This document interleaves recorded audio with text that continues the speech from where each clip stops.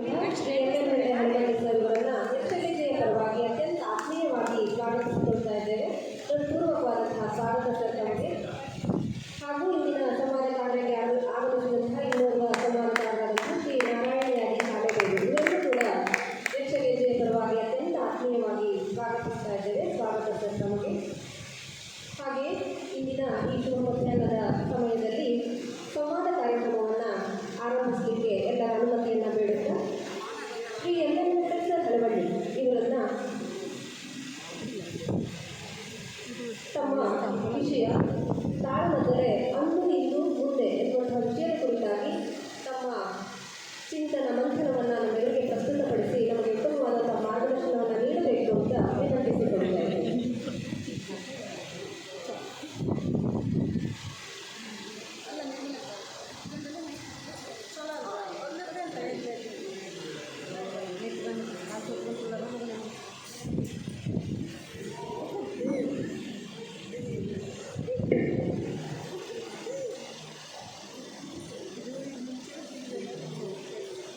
ಸದಾಶಿವಸಮಾರಂಭಾಂ ಶಂಕರಾಚಾರ್ಯಮಧ್ಯಮಾಂ ಅಸ್ಮದಾಚಾರ್ಯಪರ್ಯಂತಾಂ ಒಂದೇ ಗುರುಪರಂಪರಾಂ. ನನ್ನ ನಾಲಿಗೆಯಲ್ಲಿ ವಾಕ್ಶುದ್ಧಿ ಇರುವಂತೆ ಬಂದು ನೀ ನೆಲೆಸಿಕೊಂಡವನೆಯಿಂದ ಬುದ್ಧಿಯೊಂದಿಗೆ ಸಿದ್ಧಿ ಎನಗೊಂಡು ಬರುವಂತೆ ತಾಯಿ ಈ ಹರಸಮ್ಮ ಪ್ರೀತಿಯಿಂದ.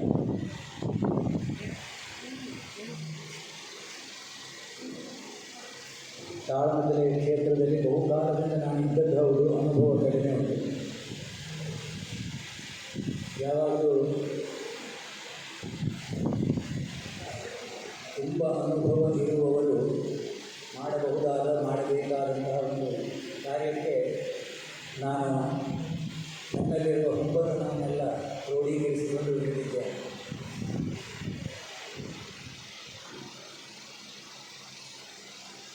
ತಾಳಮದ್ದಲೆ ಈಗಿತ್ತಿತ್ತಲಾಗಿ ತುಂಬ ವ್ಯವಸ್ಥಿತವಾದಂತಹ ರೂಪವನ್ನು ಪಡೆಯುತ್ತಾ ಇದೆ. ಬಹಳ ಕಾಲದ ಹಿಂದೆ ಅಂದರೆ ಸುಮಾರು 1965ರ ಸುಮಾರು ತಾಳಮದ್ದಲೆ ವ್ಯವಸ್ಥಿತವಾಗಿ ನಡೆಯುತ್ತಿರಲಿಲ್ಲ. ಬಹುಸಂಖ್ಯೆಯಲ್ಲಿ ನಡೆಯುತ್ತಿತ್ತು ಅಂತ ಹೇಳುವವರಿದ್ದಾರೆ, ಆದರೆ ಅಷ್ಟು ದೊಡ್ಡ ಸಂಖ್ಯೆಯಲ್ಲಿಯೂ ನಡೆಯುತ್ತಿರಲಿಲ್ಲ. ಯಾಕೆಂದರೆ ನಮ್ಮ ಶಿರಸಿ, ಸಿದ್ದಾಪುರ, ಯಲ್ಲಾಪುರ, ಅಂಕೋಲ, ಕುಮಟಾ, ಹೊನ್ನಾವರ ಈ ಭಾಗದಲ್ಲಿ ನಮ್ಮವರ ಸಂಖ್ಯೆ ಕಡಿಮೆ ಇದೆ. ಯಕ್ಷಗಾನವನ್ನು ಮೆಚ್ಚಿಕೊಂಡವರು, ಅದನ್ನು ಜೀವನೋಪಾಯವನ್ನಾಗಿಯೇ ಮಾಡಿಕೊಂಡವರ ಸಂಖ್ಯೆ ಬಹಳ ಕಡಿಮೆ ಇದೆ. ವಿನೋದಕ್ಕಾಗಿ, ಮನರಂಜನೆಗಾಗಿ ಯಕ್ಷಗಾನವನ್ನು ಪ್ರೀತಿಸುವವರಿದ್ದರು. ಯಕ್ಷಗಾನ ಕಾರಣದಿಂದಲೇ ಅಕ್ಷರವನ್ನು ಕಲಿತವರು. ಶಾಲೆ ಕಾಲೇಜುಗಳು ಇರಲಿಲ್ಲ. ಹಾಗಾಗಿ ಮಗನಿಗೆ ಅಥವಾ ಮಗನಿಗೆ ಮಾತ್ರ, ಮಗನಿಗೆ ಇಲ್ಲ, ಮಗನಿಗೆ ಏನಾದರೂ ಅಕ್ಷರಾಭ್ಯಾಸ ಆಗಬೇಕು ಅಂತಾದರೆ ಆ ಕಾಲದಲ್ಲಿ ಓದಲಿಕ್ಕೆ ಕೊಡುವ ಪುಸ್ತಕಗಳು ಕೂಡ ರಾಮಾಯಣ ಮಹಾಭಾರತಗಳ ಕಥಾ ಪುಸ್ತಕಗಳೇ ಆಗಿದ್ದವು. ನಮ್ಮಲ್ಲಿ ಅನೇಕರ ಮನೆಯಲ್ಲಿ ಪುಸ್ತಕಗಳೇ ಇರಲಿಲ್ಲ ಅಂತ ಹೇಳಿದರೆ ಈಗಿನವರು ನಂಬಲಿಕ್ಕಿಲ್ಲ. ಇನ್ನೊಂದು 10 ವರ್ಷದಲ್ಲಿ ಮತ್ತೆ ಅದೇ ಸ್ಥಿತಿ ಬರುತ್ತದೆ ಎಂದರೂ ಕೂಡ ನಮಗೆ ನಂಬಿಕೆ ಬರಲಿಕ್ಕಿಲ್ಲ. ಆಗ ನಮ್ಮ ಮನೆಯಲ್ಲಿ ಒಂದು ಜೈಮಿನಿ ಭಾರತ, ತಾಡೋಲೆಯ ಒಂದು 3-4 ಪುಸ್ತಕಗಳು ಮಾತ್ರ ಇದ್ದವು. ನಮ್ಮ ಮನೆಯ ತಾಡೋಲೆಯ ಪುಸ್ತಕಗಳೆಲ್ಲ ಓದುವವರಿಲ್ಲದೆ, ಒರಳೆಯನ್ನು ತಿಂದುಕೊಂಡು ಹೋಗದೆ, ಅದು ಸಾಗರದ ಕೆಳದಿಯ ತಾಡೋಲೆಯ ಪುಸ್ತಕ ಸಂಗ್ರಹಾಲಯಕ್ಕೆ ಹೋಗಿ ತಲುಪಿದೆ. ಅಲ್ಲಿ ನಮ್ಮವರ ಹೆಸರನ್ನು ಹಾಕಿ ಅದನ್ನು ಇಟ್ಟಿದ್ದಾರೆ. ನಾನು ನೋಡಿಕೊಂಡು ಬಂದಿದ್ದೇನೆ, ಕೈ ಮುಗಿದು ಬಂದಿದ್ದೇನೆ. ನಮ್ಮ ತಂದೆಯವರವರೆಗೆ ಆ ಅಕ್ಷರಗಳನ್ನು ಓದುವವರು ಇದ್ದರು ನಮ್ಮಲ್ಲಿ. ನನಗೆ ಅದನ್ನು ಅಭ್ಯಾಸ ಮಾಡಿಕೊಳ್ಳಲಿಕ್ಕೆ ಆಗಲಿಲ್ಲ. ಒಂದು 6-8 ಹೊಸದ ಪುಸ್ತಕಗಳಿದ್ದು ಅಪರೂಪಕ್ಕೆ ಯಾರಾದರೂ ಹರಕೆ ಮಾಡಿಕೊಂಡ್ರೆ ಅಂತಹ ವ್ರತ ಕಥೆಗಳಲ್ಲಿ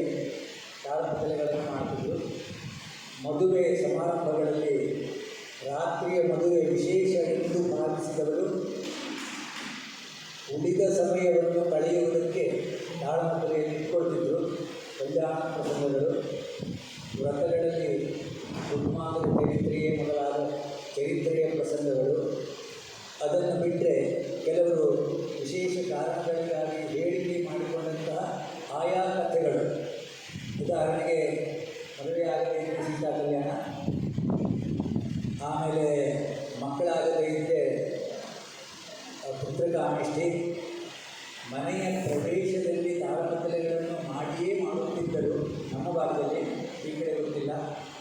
ಯಾವುದಾದ್ರೂ ಪ್ರಸಂಗ ಆದೀತು ಅಂತ ಮಾಡ್ತಿದ್ರು.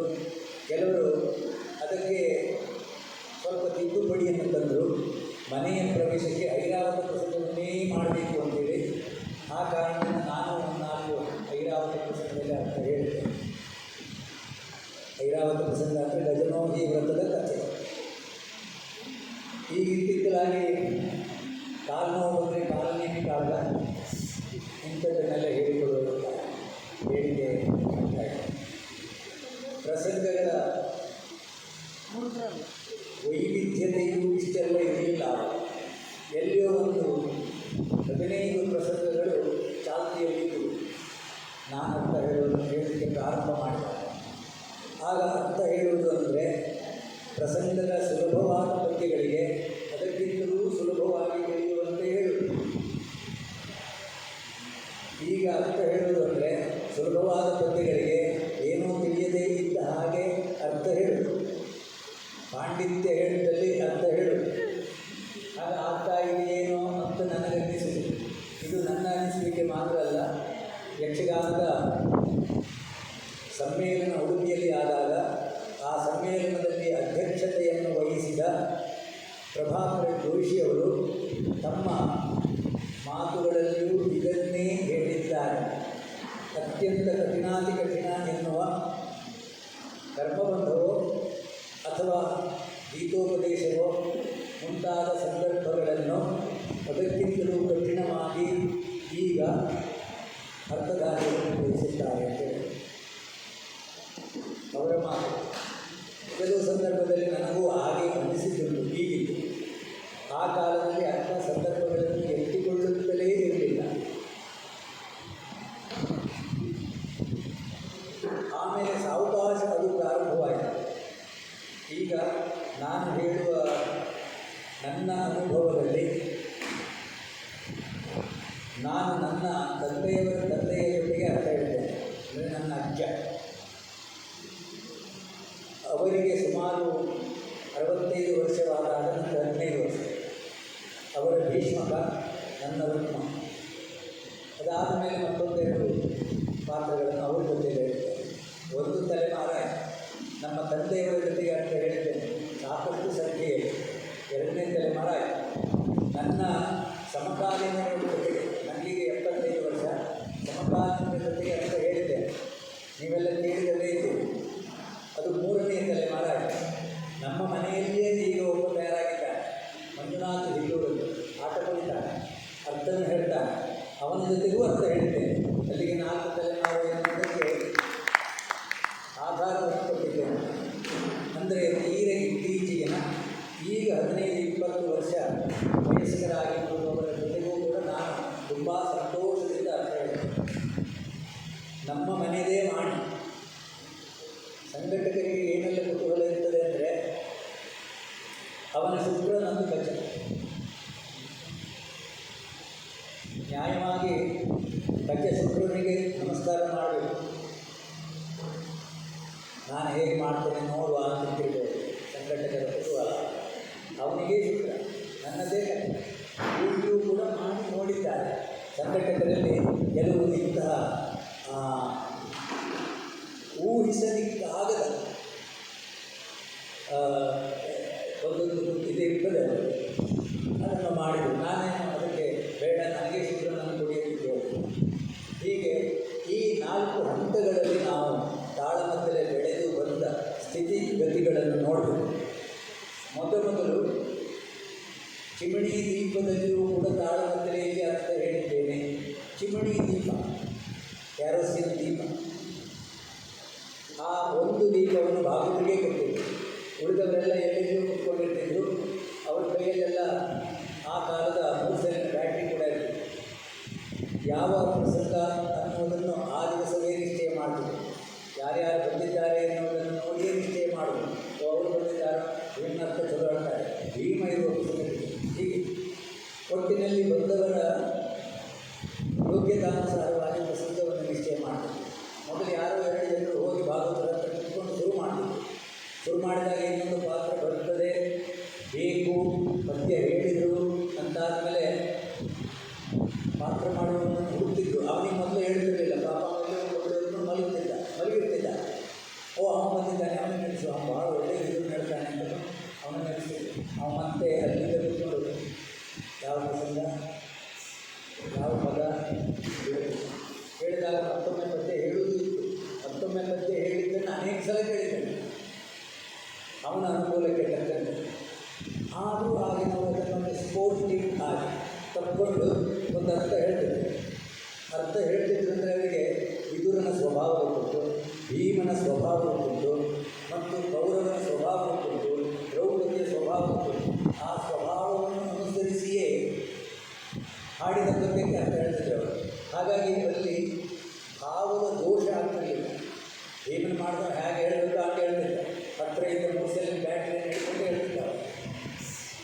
ಗದೆ ಅಭಿನಯ ಪೂರ್ವಕವಾಗಿ ಅರ್ಥ. ಈಗ ಅರ್ಥ ಹೇಳುವಂತೆ ಒಂದು ಎತ್ತಲಿಕ್ಕೂ ಕೂಡ ಸಾಮರ್ಥ್ಯ ಇಲ್ಲವೋ ಅಥವಾ ಆಲಸ್ಯವೋ. ಹಾಗಾಗಿ ಆ ಕಾಲದಲ್ಲಿ ಅದನ್ನು ತುಂಬ ರಂಜನೀಯವಾಗಿ ನೋಡ್ತಿದ್ರು. ಅದನ್ನು ಮನೋರಂಜನೆಯ ವಿಷಯವೂ ಆಗಿತ್ತು. ಈಗಿನಂತೆ ಅದಕ್ಕೆ ಬೇರೆ ಬೇರೆ ವಿಧಾನಗಳನ್ನು ಕಂಡುಕೊಂಡ ಕಾಲ ತುಂಬ ಸುಖದಿಂದ. ಮತ್ತು ರಾತ್ರಿ ಪ್ರಾರಂಭವಾದರೆ ಬೆಳತನಕ ನಡೀತಿತ್ತು. ಯಾರೂ ಮಲಗ್ತಿರಲಿಲ್ಲ ಅಂತ ನಾನು ಹೇಳುವುದಿಲ್ಲ, ಅರ್ಥಧಾರಿಗಳು ಮಲಗ್ತಿದ್ರು. ಆಗ ನಡೆಯುತ್ತಿರುವ ಪ್ರಸಂಗಗಳ ಸಂಖ್ಯೆ ಬಹಳ ಕಡಿಮೆ. ಇದು ಒಂದು ಅರ್ಥ. ಆದರೂ ಆಟಗಳು ನಡೀತಿದ್ರು. ಆಟದಲ್ಲಿಯೂ ಕೂಡ ಅದರ ವಿಷಯ ಹೇಳಿ ಬೇಡ ಅಂತ ಆಗ್ತದೆ. ನಾನು ಸ್ವಲ್ಪ ನನ್ನ ಮಿತಿಯನ್ನು ಉಲ್ಲಂಘನೆ ಮಾಡಿದಂತಾಗ್ತದೆ. ವೇಷಭೂಷಣಗಳಿಗೆ ಪ್ರಾಧಾನ್ಯತೆ ಕಡಿಮೆ ಇತ್ತು. 1-2-3 ವೇಷದ ಪರಿಕರಗಳು ಮಾತ್ರ ಇರುತ್ತಿದ್ದವು. ಹಾಗಾಗಿ ಒಬ್ಬ ಹೊರಗೆ ಹೋಗಿ ಬಂದ ಮೇಲೆ ಅವನನ್ನೇ ಬಿಚ್ಚಿ ಮತ್ತೊಬ್ಬ ಕರ್ಕೊಂಡು ಬರ್ತಿದ್ದ ಅಂತ ಪರಿಸ್ಥಿತಿ. ನಾವು ಬಡವ, ಏನೂ ಮಾಡಲಿಕ್ಕಾಗೋದಿಲ್ಲ. ಅಂಥ ಸಂದರ್ಭಗಳನ್ನು ಕೂಡ ನಾನು ನೋಡಿದ್ದೇನೆ. ಅಕಸ್ಮಾತ್ ಕಿರೀಟವನ್ನು ಮತ್ತೊಂದು ಹಾಕಿ ಹೊರಟು ಬಂದಿದ್ದಾನೆ ಅಂತಾದರೆ ಅವನು ಕಿರೀಟ ಇಲ್ಲದೆ ಹೊರಟು ಬಂದದ್ದನ್ನು ನಾನು ನೋಡಿದ್ದೇನೆ. ಪರಿಸ್ಥಿತಿ ಎಷ್ಟು ಕಷ್ಟ ಇತ್ತು. ಆ ಕಷ್ಟ ಕಾಲದಲ್ಲಿ ನಾವು ಅವರನ್ನು ಯಾಕೆ ಸ್ಮರಿಸಬೇಕು ಅಂತಂದರೆ, ಇಂತಹ ಒಂದು ಜಗತ್ತಿಟ್ಟಾದ ಕಲೆಯನ್ನು ಅವರು ನಮಗಾಗಿ ಉಳಿಸಿಟ್ಟಿದ್ದಾರೆ. ಭಾಳ ಮಹತ್ವದ ವಿಷಯ. ಕೈ ಬಿಡಲಿಲ್ಲ ಆಟಕ್ಕೆ. ಯಾರೇ ಆಗಲಿ ಆಟಕ್ಕೆ ಹೋಗ್ತೇನೆ, ತಾಳಮದ್ದಳೆಗೆ ಹೋಗ್ತೇನೆ ಅಂದರೆ ಈಗಿನಂತೆ ನಿನಗೇನು ತಿಳಿತದೆ, ನೀ ಬೇಡ, ನೀ ಬರುವುದು ಬೇಡ, ತಗೋಯ್ಲಿ ಮೊಬೈಲ್ ಅಂತ ಹೇಳುವ ಕಾಲ ಆಗಿರ್ತಿಲ್ಲ. ಮಕ್ಕಳನ್ನು ಕರೆದುಕೊಂಡು ಬರ್ತಿದ್ವಿ. ಕಂಬಳಿಯನ್ನು ಅವರೇ ತಂದುಕೊಳ್ತಿದ್ರು, ನೆಲಕ್ಕೆ ಹಾಸ್ಕೊಂಡು ಕುತ್ಕೊಳ್ಲಿಕ್ಕೆ. ಅಷ್ಟೆಲ್ಲ ಕಷ್ಟಪಟ್ಟಿದ್ರು. ಇದಕ್ಕೆ ಹೆಚ್ಚು ಕಡಿಮೆ 10-15 ಮೈಲು ನಡೆದುಕೊಂಡು ಬರ್ತಿದ್ರು, ಹೋಗ್ತಿದ್ರು. ನಾನೇ ಅರ್ಥ ಹೇಳುವಾಗ 15 ಮೈಲು ನಡೆದು ಹೋಗಿ ಅನೇಕ ತಾಳಮದ್ದಳೆಗಳಲ್ಲಿ ಭಾಗವಹಿಸಿದ್ದೇನೆ ಅಂದರೆ ನೀವು ನಂಬಿಕೆ. ಒಂದು ಕಾಲ ಆಯಿತು. ನಮ್ಮ ತಂದೆಯವರ ಕಾಲದಲ್ಲಿ ಅವರು ಕೂಡ ಇದನ್ನೆಲ್ಲ ನೋಡಿದವರು. ಆ ಕಾಲದಲ್ಲಿ ಏನಾಯ್ತಂದರೆ ಸ್ವಲ್ಪ ಬೇರೆ ಬೇರೆ ಊರಿನ ಥರ ಕರಿವ ಎಲ್ಲ ಅವರು ಚಲೋ ಹೇಳ್ತಿರ್ತಾರೆ. ಇಲ್ಲಿ ಇವರು ಚಲೋ ಹೇಳ್ತಾರೆ, ಅವರು ದೊಡ್ಡ ವಿದ್ವಾಂಸರಂತೆ, ಇವರು ತುಂಬ ಭಾವುಕವಾಗಿ ಹೇಳ್ತಾರಂತೆ. ಕರಿವ ಹೇಳಿ ಕಲಾವಿದರ ವಿನಿಮಯ ಆಯಿತು. ಅವರನ್ನು ಇವರು ಕರೆದು ಉಂಟಾದ ಹಳ್ಳಿಗಳು ಇಲ್ಲಿಂದ ಬೆಟ್ಟದ ಮೇಲಿನ ತಾಲೂಕುಗಳಿಂದಲೂ ಅಂಕೋಲಾ ತಾಲೂಕಿಗೆ ಹೋಗುವುದು, ಅಂಕೋಲಾ ತಾಲೂಕಿನಲ್ಲಿ ಎಲ್ಲ ಬರೋದು, ಇಂಥದ್ದೆಲ್ಲ ಪ್ರಾರಂಭ ಆಯಿತು. ಅದು ಪ್ರಾರಂಭವಾದಾಗಲೂ ಕೂಡ ಬೇರೆ ವೇದಿಕೆ ಅಂತ ಇರಲಿಲ್ಲ. ಸಾಮಾನ್ಯವಾಗಿ ಹೆಚ್ಚು ಜನರು ಸೇರಿದರೆ ಅವರವರು ಹುಡುಕಲಿದ್ದರೆ ಅಂತ ಹೇಳ್ತಾರೆ. ಹುಡುಕಲಿದ್ದರೆ ಹೇಳು, ಎಲ್ಲರೂ ಆ ಬದಿಗೆ ನೋಡ್ತಾರೆ. ಮತ್ತು ಯಾವುದೋ ದ್ರೌಪದಿ ಪಾತ್ರ ಈ ಬದಿಗೆ ನೋಡ್ತಾರೆ. ಈ ರೀತಿಯಲ್ಲಿಯೂ ತಾಳಮದ್ದಳೆ ನಡೆದಿದ್ದನ್ನು ನಾನು ಕಂಡಿದ್ದೇನೆ. ಆದರೆ ಸುದೈವದಿಂದ ಭಾಗವತ ಮತ್ತು ಮೊದಲಿಗಾರು ಒಂದೇ ಅವರು ಇರುತ್ತಿರಲಿಲ್ಲ. ಆದರೆ ಅದರಲ್ಲಿಯೂ ನಾನು ಮತ್ತೊಂದು ವಿಶೇಷವನ್ನು ಕಂಡಿದ್ದೇನೆ. ಕೆಲವು ಪ್ರತಿಷ್ಠಿತ ಭಾಗವತರು ತಾವು ಕುಳಿತ ಜಾಗೆಯಿಂದ ಹೇಳ್ತಿರಲಿಲ್ಲ,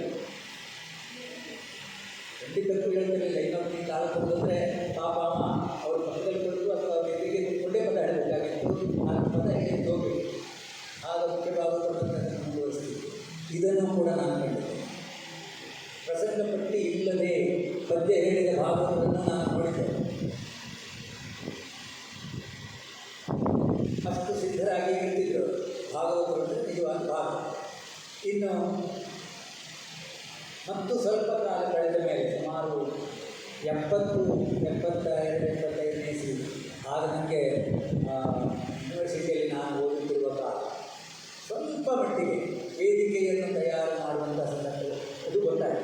ಬಂದು ಕುರ್ಚಿ ಹಾಕಿ ಕೊಡಿಸ್ತಿದ್ರು ಮನೆಯಲ್ಲಿ ಅಥವಾ ಆಚೀಚೆ ಮನೆಯಲ್ಲಿ ಇರುವಂಥ ಆರಾಮ ಕುರ್ಚಿ. ಒಬ್ಬರಿಗೆ ಆರಾಮ ಕುರ್ಚಿ ಸಿಕ್ಕಿದ್ರೆ ಸಿಕ್ತು, ಒಬ್ಬರಿಗೆ ಆಫೀಸ್ ಕುರ್ಚಿ, ಇನ್ನೊಬ್ಬರಿಗೆ ಇನ್ನೊಂದು ಕುರ್ಚಿ. ಒಟ್ಟಿನಲ್ಲಿ ಸ್ವಲ್ಪ ಎತ್ತರ ಕುಡಿಸ್ಕೊಂಡ್ರೆ ಕಾರ್ಯಕ್ರಮಕ್ಕೆ ಒಂದು ಮೆರೆ ಬರ್ತದೆ ಎನ್ನುವ ಕಲ್ಪನೆ ಬರಲಿಕ್ಕೆ ಶುರುವಾಯಿತು. ಕಲಾವಿದ 12 ವರ್ಷದಷ್ಟೇ ಎತ್ತರಿಸಲಾಗಿಲ್ಲ. ಆಗ ಎಲ್ಲಿಯೋ ಕೋಣೆಯಿಂದ ಒಂದು ಮಂಚವನ್ನೆಲ್ಲ ಖಾಲಿ ಮಾಡಿ ತಂದು ಅದರ ಕಾಲುಗಳನ್ನೆಲ್ಲ ಮುಂದೆ ಜೋಡಿಸಿ ಅಲ್ಲಿ ತಂದಿಟ್ಟು ಅದನ್ನು ಹಿಮ್ಮೇಳದವರಿಗೆ ಒದಗಿಸಿದರು.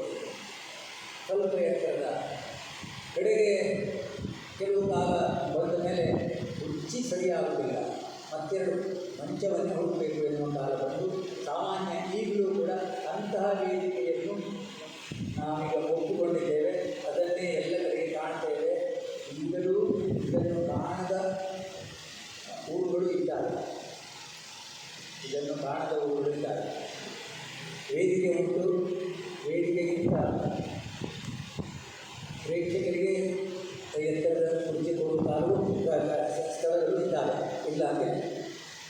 ಆಮೇಲೆ ಈ ಕಲಾವಿದರ ವಿನಿಮಯದಲ್ಲಿ ಸ್ವಲ್ಪ ಸ್ಪರ್ಧೆಗಳು ಶುರುವಾಗಿದೆ.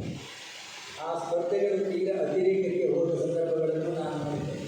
ಅದು ಎಷ್ಟು ಅತಿರೇಕ ಅಂದರೆ ಭಾಗವತರಿಗೆ ಬೇಸರ ಬಂದು ಪ್ರಸಂಗವನ್ನೇ ಮಗುಚಿದ್ರಂತೆ, ಪ್ರಸಂಗವನ್ನೇ ಮುಚ್ಚಿಟ್ರಂತೆ ಎನ್ನುವ ಕಾಲವನ್ನು ನೋಡಿದ್ದೇನೆ. ಆದರೆ ನೋಡಿದ್ದೇನೆ ಅಂದರೆ ಕೇಳಿದ್ದೇನೆ ಹೇಳ್ಬೋದು. ನಾನು ಹೋದ ಯಾವುದೇ ಪ್ರಸಂಗದಲ್ಲಿ ಪ್ರಸಂಗವನ್ನು ಮುಚ್ಚಿಡುವ ಸಂದರ್ಭ ಬರಲಿಲ್ಲ, ಅಷ್ಟು ಬೆಳೆದಿಲ್ಲ. ಆದರೂ ಸ್ವಲ್ಪ ಅತಿಯಾಯಿತೇನೋ ಎನ್ನುವಷ್ಟು ಬೆಳೆದದ್ದನ್ನು ನೋಡಿದ್ದೇನೆ. ಈಗಲೂ ಅಂಥ ಸಂದರ್ಭಗಳು ಕ್ವಚಿತ್ತಾಗಿ ಸಿಗುತ್ತವೆ. ಸ್ವಲ್ಪ ಅತಿ ಆಯಿತು, ಸಾಕಿತ್ತು. ಕೆಲವೊಮ್ಮೆ ಪ್ರೇಕ್ಷಕರಿಗೆ ಎಚ್ಚರಿಸಿದ ಸಂಗತಿಗಳನ್ನು ನಾನು ಭಾಗವಹಿಸಿದ ಪ್ರಸಂಗಗಳಲ್ಲಿ ನೋಡಿದ್ದೇನೆ. ಈಗ ತಾಳಮದ್ದಳೆಗೆ ವಿಶೇಷವಾದಂತಹ ಆಧಾರ ಸಿಕ್ಕಿದೆ, ಅದಕ್ಕೆ ಜನ ಮನ್ನಣೆ ಸಿಕ್ಕಿದೆ. ಆದರೆ ಜನರು ಸಿಗಲಿಲ್ಲ. ಮನ್ನಣೆ ಸಿಕ್ಕಷ್ಟು ಜನರನ್ನು ಕೂಡಿಸುವುದರಲ್ಲಿ, ಜನರನ್ನು ಸೇರಿಸುವುದರಲ್ಲಿ ನಾವು ವಿಫಲರಾಗಿದ್ದೇವೆ. ಇದನ್ನು ಒಬ್ಬ ತಾಳಮದ್ದಳೆಯ ಸಣ್ಣ ಪುಟ್ಟ ಸಂಘಟನೆಯನ್ನೂ ಮಾಡಿ ಚಿಕ್ಕ ಪುಟ್ಟ ಹಂತಗಳನ್ನು ಹೇಳಿದ. ನಾನು ಧಾರಾಳವಾಗಿ ಇದನ್ನು ಒಪ್ಪಿಕೊಳ್ತೇನೆ. ಅದಕ್ಕೆ ಅನೇಕ ಕಾರಣಗಳನ್ನು ಹೇಳ್ತಾರೆ. ಈಗ ಮನೋರಂಜನೆಗೆ ಬೇಕಾದಷ್ಟು ಮೂಲಗಳಿದ್ದಾವೆ, ಸೌಕರ್ಯಗಳಿದ್ದಾವೆ. ಮತ್ತು ಈ ಮನೋರಂಜನೆ ಯಾರಿಗೂ ಬೇಕಾಗಿಲ್ಲ ಈಗ ಎನ್ನುವರು ಇದ್ದಾರೆ. ಅದಕ್ಕಿಂತಲೂ ಹೆಚ್ಚಿನ ಕಾರಣ ಅಂದರೆ ಜನರು ಬರುವಂತಹ ಕಾರ್ಯಕ್ರಮಗಳಲ್ಲಿ ನಾವು ನಂಬುವುದಿಲ್ಲವೇನೋ ಅನ್ನುವ ಒಂದು ಸಂಶಯ ಇದೆ. ಅಲ್ಲಿ ಕಲಾವಿದರ ದೌರ್ಬಲ್ಯವೂ ಉಂಟು. ತರ್ಕಪ್ರಧಾನವಾಗಿದೆ ಇಂದಿನ ಕಾರ್ಯಕ್ರಮಗಳು. ತಾಳಮದ್ದಳೆ ಭಾವಪ್ರಧಾನವಾಗಿಲ್ಲ. ಅತಿಯಾದ ತರ್ಕ ಕೆಲವೊಮ್ಮೆ ರಗಳೆ ಅಂತ ಅನಿಸ್ತದೆ. ಹಾಗಾಗಿ ಏನು ಬರ್ತೀವಿ ಅನ್ನೋದು ಕೆಲವೊಮ್ಮೆ ನಮಗೆ ಅನ್ನಿಸ್ತದೆ. ಪಾತ್ರದ ಒಳಹೊಕ್ಕು ಪಾತ್ರವೇ ಆಗಿ ಅದನ್ನು ನಿರೂಪಿಸುವಲ್ಲಿ ಪ್ರಯತ್ನ ಸಾಲದು. ಪಾತ್ರದ ಕುರಿತಾಗಿ ಬೇಕಾದಷ್ಟು ವಕಾಲತ್ತು ಮಾಡುವ ಅರ್ಥಧಾರಿಗಳಿದ್ದಾರೆ, ಕಲಾವಿದರಿದ್ದಾರೆ. ಭೀಷ್ಮ ಹೀಗೆ ಮಾಡಿದ್ದು ಸರಿ ಅಂತ ಹೇಳುವವರಿದ್ದಾರೆ, ಭೀಷ್ಮನೇ ಆಗಿ ಮಾತಾಡುವವರಿಲ್ಲ. ಕೌರವ ಮಾಡಿದ್ದು ಸರಿ ಅಂತ ಹೇಳುವರಿದ್ದಾರೆ, ಗೌರವನೇ ಆಗಿ ಮಾತಾಡುವುದಿಲ್ಲ. ಕರುಣಾರಸದ ಕರ್ಣ ಅವನು ಕೂಡ ಇನ್ನಿಲ್ಲದ ತತ್ವವನ್ನು ಮುಂದೊಡ್ಡುತ್ತಾನೆ ಬಿಟ್ಟರೆ ಕರ್ಣನ ಭಾವಪೂರ್ಣವಾದಂತಹ ಕರುಣಾರಸವನ್ನು ಪ್ರಸ್ತುತಿಪಡಿಸುವುದಿಲ್ಲ, ಕಾಣುವುದಿಲ್ಲ, ಕಡಿಮೆ ಆಗಿದೆ. ಹಿಂದೆಲ್ಲ ಜನರು ಅದನ್ನು ಮೈ ಮರೆತು ಕೇಳುತ್ತಿದ್ದರು, ನೋಡುತ್ತಿದ್ದರು. ಕರ್ಣನಾದವನು, ಕರ್ಣನ ಪಾತ್ರವನ್ನು ಮಾಡಿದವನು ಕರ್ಣನೇ ಆಗಿರುತ್ತಿಲ್ಲ. ಅಷ್ಟು ಅವನು ಆ ಪಾತ್ರದ ಒಳಗು ರುಧಿರದೋ ಇಲ್ಲಿ ಭೂಮಿ ಕೆಸರ ಎಂದು ಹೇಳುವಾಗ ನಿಜವಾಗಿಯೂ ಅವನು ಅಂತಹ ಕೆಸರಿನ ಭೂಮಿಯಲ್ಲಿಯೇ ರಥವನ್ನು ಓಡಿಸುತ್ತಿದ್ದಾನೋ ಎನ್ನುವ ಕಲ್ಪನೆ ಬರುವ ಹಾಗೆ ಆ ಪಾತ್ರವನ್ನು ಪ್ರಸ್ತುತಪಡಿಸುತ್ತಿದ್ದರು. ಈಗ ಹಾಗೆ ಆವರಿಂದ ನಾವು ಜನರನ್ನು ಸೆಳೆದಷ್ಟು ಸುಲಭವಾಗಿ ಮತ್ತು ವ್ಯಾಪಕವಾಗಿ ತರ್ಕದಿಂದ ಜನರನ್ನು ಸೆಳೆಯಲಿಕ್ಕೆ ಆಗುತ್ತಿಲ್ಲ ಎನ್ನುವುದು ನನ್ನ ಅನಿಸಿಕೆ. ಅದನ್ನು ಎಲ್ಲರೂ ಒಪ್ಪಲಿಕ್ಕಿಲ್ಲ, ಆದರೂ ತೊಂದರೆ ಇದೆ. ಹೀಗೆ ಕಾಲದಲ್ಲಿ ವಿವಿಧ ಆಯಾಮಗಳನ್ನು ಹೊಂದುತ್ತಾ ಇದೆ. ಮತ್ತು ಆಗ ಸಮಯ ಮಿತಿ ಕಾರ್ಯಕ್ರಮ ಅಂತ ಇರಲಿಲ್ಲ, ಇಲ್ಲೇ ಇಲ್ಲ ಅಂತ ಹೇಳುತ್ತಿಲ್ಲ ನಾನು. ಆದರೂ ಕೂಡ ಒಂದು ಸಣ್ಣದಿತ್ತು, ಏನಂದರೆ ವಧು ಪ್ರವೇಶದ ಮರುದಿನ.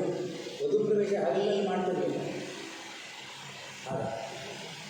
ಸಾಮಾನ್ಯ 99%, 99% ಸಂಜೆ ಬಂದು ವಧು ಪ್ರವೇಶ ಮಾಡಿ ಎಲ್ಲ ಇದನ್ನು ತೀರಿಸಿ ಮರುದಿನ ಬೆಳಿಗ್ಗೆ ಎಲ್ಲ ಚಡಂಗಗಳನ್ನು ಮಾಡಿ ಮರುದಿನ ಮಧ್ಯಾಹ್ನ ಊಟ ಮಾಡಿಯೇ ಹೋಗುದು. ಆಗ ಕಲಾವಿದರು ಸೇರಿದ್ದರೆ ಪಾಪ ಅವರು ಎಲ್ಲಿಗೆ ಹೋಗಬೇಕು? ರಾತ್ರಿ ವಧು ಪ್ರವೇಶದ ಮನೆಯಲ್ಲಿ ತಾಳುತ್ತೆ ನಾನು ನೋಡಿದೆ. ಆದರೆ ಮರುದಿವಸ ಬೆಳಿಗ್ಗೆ 10 ಗಂಟೆಯಿಂದ ಸುಮಾರು ಊಟಕ್ಕಾಗುವವರೆಗೆ 2-2.5 ತಾಸಿನ ಸಮಯ ಮಿತಿ ಕಾರ್ಯಕ್ರಮಗಳು ಸಾಮಾನ್ಯ ಎಲ್ಲ ಕಡೆ ನಡೆಯುತ್ತಿತ್ತು. ಅದನ್ನು ನಾನು ಅನೇಕ ಸಂದರ್ಭಗಳಲ್ಲಿ ನೋಡ್ತೇನೆ. ಮದುವೆ ಮನೆಯಲ್ಲಿ ರಾತ್ರಿ ಮಧ್ಯಾಹ್ನ ಬೆಳತಕ್ಕ ಕಾರ್ಯಕ್ರಮ, ಹೀಗೆ ಕಾರ್ಯಕ್ರಮಗಳು. ಆಗ ಸಮಯ ಮಿತಿ ಕಾರ್ಯಕ್ರಮ ಅಂದರೆ ಇಷ್ಟೇ. ಇದರ ಹೊರತಾದ ಸಮಯ ಮಿತಿ ಕಾರ್ಯಕ್ರಮ ನಾನು ಕೇಳಲಿಲ್ಲ, ನಾನು ನೋಡಿಲ್ಲ. ಈಗ ಸಮಯ ಮಿತಿಯ ಹೆಸರಿನಲ್ಲಿ ಪ್ರೇಕ್ಷಕರನ್ನು ಕರೆದು 6-7 ತಾಸುಗಳವರೆಗೂ ನಾವು ಕಾರ್ಯಕ್ರಮವನ್ನು ಕೊಡ್ತೇವೆ.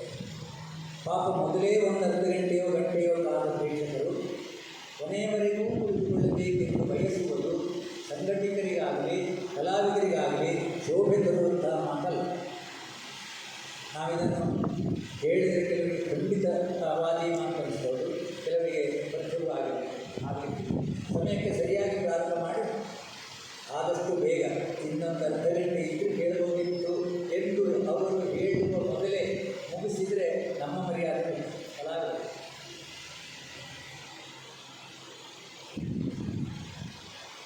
ಹಾಗಾಗಿಯೇ ಪ್ರೇಕ್ಷಕರನ್ನು ನಾವು ಕೊನೆಯವರೆಗೆ ಇಟ್ಕೊಳ್ಳಲಿಕ್ಕೆ ಆಗುವುದು. ತುಂಬ ಬೇಡಿಕೆ. ಒಂದು ಸುಧರ್ಮಾರ್ಜುನ 7 ತಾಸು, ಭೀಷ್ಮನಿಗೆ ಆದರೆ 8 ತಾಸು, ಬರೇ ಒಂದು 25 ಪದ್ಯದ ಧರ್ಮಬಂಧ ಆದರೆ 6 ತಾಸು, ಹೀಗೆಲ್ಲ ಮಾಡಿದರೆ ಪ್ರೇಕ್ಷಕರ ಗೋಳನ್ನು ತಿಳಿಯುವುದಿಲ್ಲ, ಆಗಬಾರದು.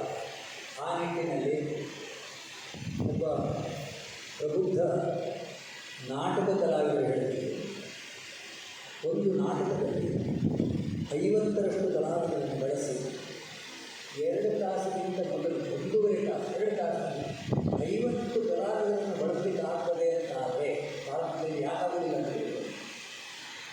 ನಾನು ಸ್ವಲ್ಪ ವಿಚಾರ ಮಾಡಿ ಯಾಕಾಗುವುದಿಲ್ಲ, ಹೋಗಿ 3.5 ತಾಸಲ್ಲಾದರೂ ಮುಗಿಸಿದೆ, ಅದು ಆಗುವುದಿಲ್ಲ. ಹಾಗಾಗಿ ಕಲಾವಿದರು ಒಂದು ಮಿತಿಗೆ ಒಳಪಡಬೇಕು ಮತ್ತು ಸಮಯ ಮಿತಿಗೆ ಒಳಪಡಬೇಕು, ಮಾತಿನ ಮಿತಿಗೆ ಒಳಪಡಬೇಕು. ಆಡಬೇಕಾದ ಮಾತುಗಳನ್ನಷ್ಟೇ ಆಡಬೇಕು, ಆಡಬಹುದಾದ ಮಾತುಗಳು ಅನೇಕ ಇದ್ದಾವೆ, ಅವುಗಳನ್ನು ತಿಳಿಯಬೇಕು. ಅದಾದರೆ ಮಾತ್ರ ಭಾವಪೂರ್ಣವಾಗಿ ಬರುವಂಥ ಕಾರ್ಯಕ್ರಮಗಳನ್ನು ನೋಡುವುದು ಸಿಗ್ತಾರೆ. ನನಗನ್ನಿಸ್ತದೆ ಈಗ ಇತ್ತಿತ್ತಲಾಗಿ ಮಹಿಳಾ ಕಾರ್ಯಕ್ರಮಗಳು, ಈಗ ಇಷ್ಟೆಲ್ಲ ಸುತ್ತು ಬಳಸಿ ನಾನು ಅಲ್ಲಿಗೆ ಬರ್ತಾ ಇದ್ದೇನೆ, ಮಹಿಳಾ ಕಾರ್ಯಕ್ರಮಗಳು ಯಶಸ್ವಿಯಾಗಲಿಕ್ಕೆ ಇದೊಂದು ಪ್ರಮುಖ ಕಾರಣವೋ ಅಂತ. ಅವರು ಇಷ್ಟೇ ವೇಳೆಗೆ ಪ್ರಾರಂಭ ಮಾಡಬೇಕು, ಇಷ್ಟೇ ವೇಳೆಗೆ ಮುಗಿಸಬೇಕು ಎನ್ನುವ ಎನ್ನುವಂತಹ ಮಿತಿಗೆ ಒಳಪಟ್ಟೇ ಬರುತ್ತಾರೆ. ತಾಳಮದ್ದಲೆ ಮಾತ್ರವಲ್ಲ, ಯಕ್ಷಗಾನದ ರಂಗಸ್ಥಳವೂ ಕೂಡ ಹೀಗೆ ಆಗಿದೆ. ಮೊನ್ನೆ ಇಡಗುಂಜಿ ಮೇಳದ ಆಟ ಎಲ್ಲ ಬದಲಾಯಿತು. ಸೀತಾಫಲ 2 ತಾಸಿನಲ್ಲಿ ಮುಗಿಸಿದರು. ಕಲಾವಿದರು ಮುಗಿಸಿ ಅವರು ಒಳಗೋಗಿ ಆಯಿತು. ಪ್ರೇಕ್ಷಕರು ಇನ್ನೂ ಕೂಗ್ತಿದ್ದಾರೆ, ಮುಂದಿನ ಯಾವುದೋ ಒಂದು ದೃಶ್ಯ ಬರ್ತದೆ ಅಂತ. ಪಾಪ ಪ್ರೇಕ್ಷಕರಿಗೆ ಸಾಮಾನ್ಯ ತಾಸಿನಲ್ಲಿ ಅಭ್ಯಾಸ ಆಗುತ್ತೆ, ಹೇಳುವುದೇ ಇಲ್ಲ. ಕಾರ್ಯಕ್ರಮ ಇದೀಗ ಮುಗಿದಿದೆ ಅಂತ ಆಕಾಶವಾಣಿಯಲ್ಲಿ ಬಂದು ನಿಲ್ಲಿಸುತ್ತೆ. ಇದೀಗ ಕಾರ್ಯಕ್ರಮ ಆಮೇಲೆ ವಿಷಯ ಆಟ ಚೆನ್ನಾಗಿ ಮಾಡಿದರು. ಆದರೆ ಪಾಪ ಯಾರೋ ಒಂದೆರಡು ಕಲಾವಿದರಿಗೆ ಬೇರೆ ಬೇರೆ ಹೋಗುತ್ತಿದ್ದಂತೆ ಅದಕ್ಕೆ ಬೇಗನಿಸಿದ್ರು.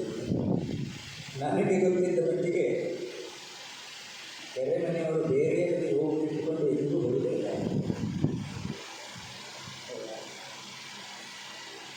ಬೇರೆಯವರಿಗೆ ಹೋಗಿಟ್ಕೊಂಡು ಬರುವವರು ಅವರೇ ಆಯ್ತು.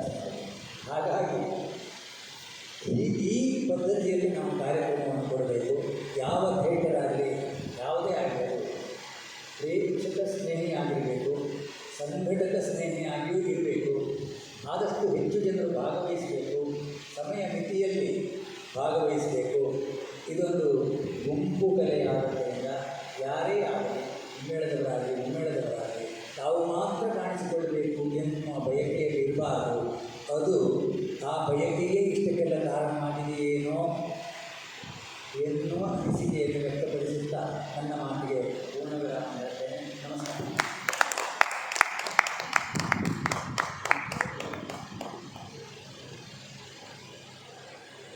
ಇಂದು ಶ್ರೀ ಎಂ.ಎಲ್. ನರವಳ್ಳಿ ಸರ್ ಇವರು ತಾಳಮದ್ದಲೆ ಅಂದು ಇಂದು ಮುಂದೆ ಎನ್ನುವಂಥ ವಿಷಯದ ಕುರಿತಾಗಿ ಅತ್ಯಂತ ವಿಸ್ತೃತವಾಗಿ ತಮ್ಮ ಅನುಭವವನ್ನು ನಮ್ಮ ಮುಂದೆ ತಂದಿಟ್ಟಿದ್ದಾರೆ. 4 ತಲೆಮಾರುಗಳ ಜೊತೆ ಅರ್ಥ ಹೇಳುವ ಮೂಲಕ ಕುಟುಂಬದಿಂದ ನಾನು ಈ ಅರ್ಥಗಾರಿಕೆಗೆ ಇಳಿದೆ ಅಂತ ಹೇಳಿದರೂ ಕೂಡ ಇಂದು ಉತ್ತರ ಕನ್ನಡ ಜಿಲ್ಲೆಯ ಹೆಮ್ಮೆಯ ಅರ್ಥಧಾರಿಗಳಾಗಿ ತಾವು ಹೊರಹೊಮ್ಮಿದ್ದು ನಮಗೆಲ್ಲರಿಗೂ ಹೆಮ್ಮೆಯ ವಿಷಯ ಸರ್.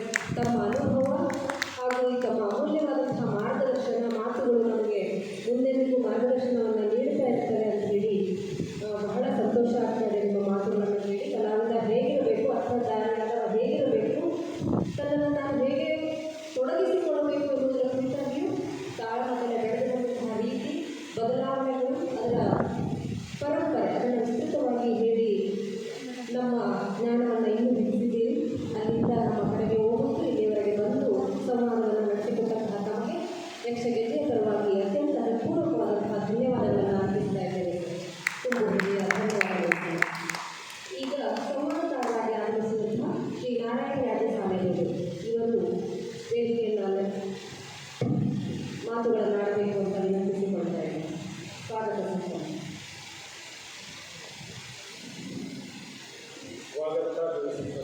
ಸ್ವಾಗತ ಜಗತ್ತೇ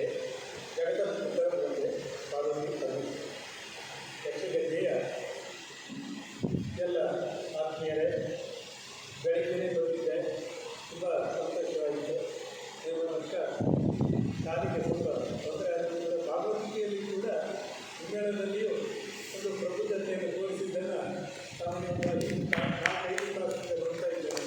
ತುಂಬ ಸಂತೋಷವಾಯಿತು. ಅದು ಆಗಮಿಸಿರುವಂಥ ಎಲ್ಲ ಪ್ರೇಕ್ಷಕ ಬಂಧುಗಳು, ಎಮ್ಮೆನಗಡೆಯವರು ತುಂಬ ಚೆನ್ನಾಗಿದ್ದಾರೆ.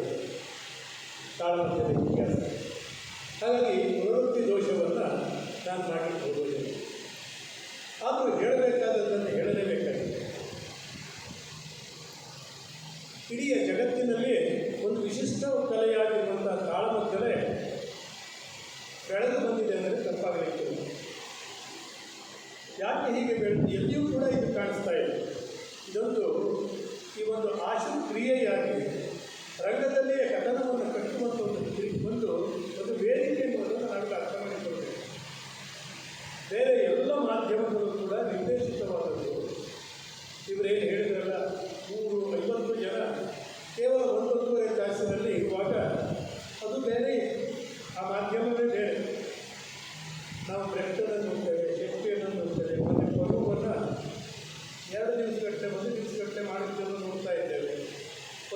ಕಾಲದಲ್ಲಿ ವಿಜಯನಗರದ ವೈಭವವನ್ನು ಒಂದು ದೊಡ್ಡ ಸಭೆಯಲ್ಲಿ ಮಾಡಿದರು. ಅದೆಲ್ಲವೂ ಕೂಡ ಒಂದು ಪ್ರಯೋಗಗಳು.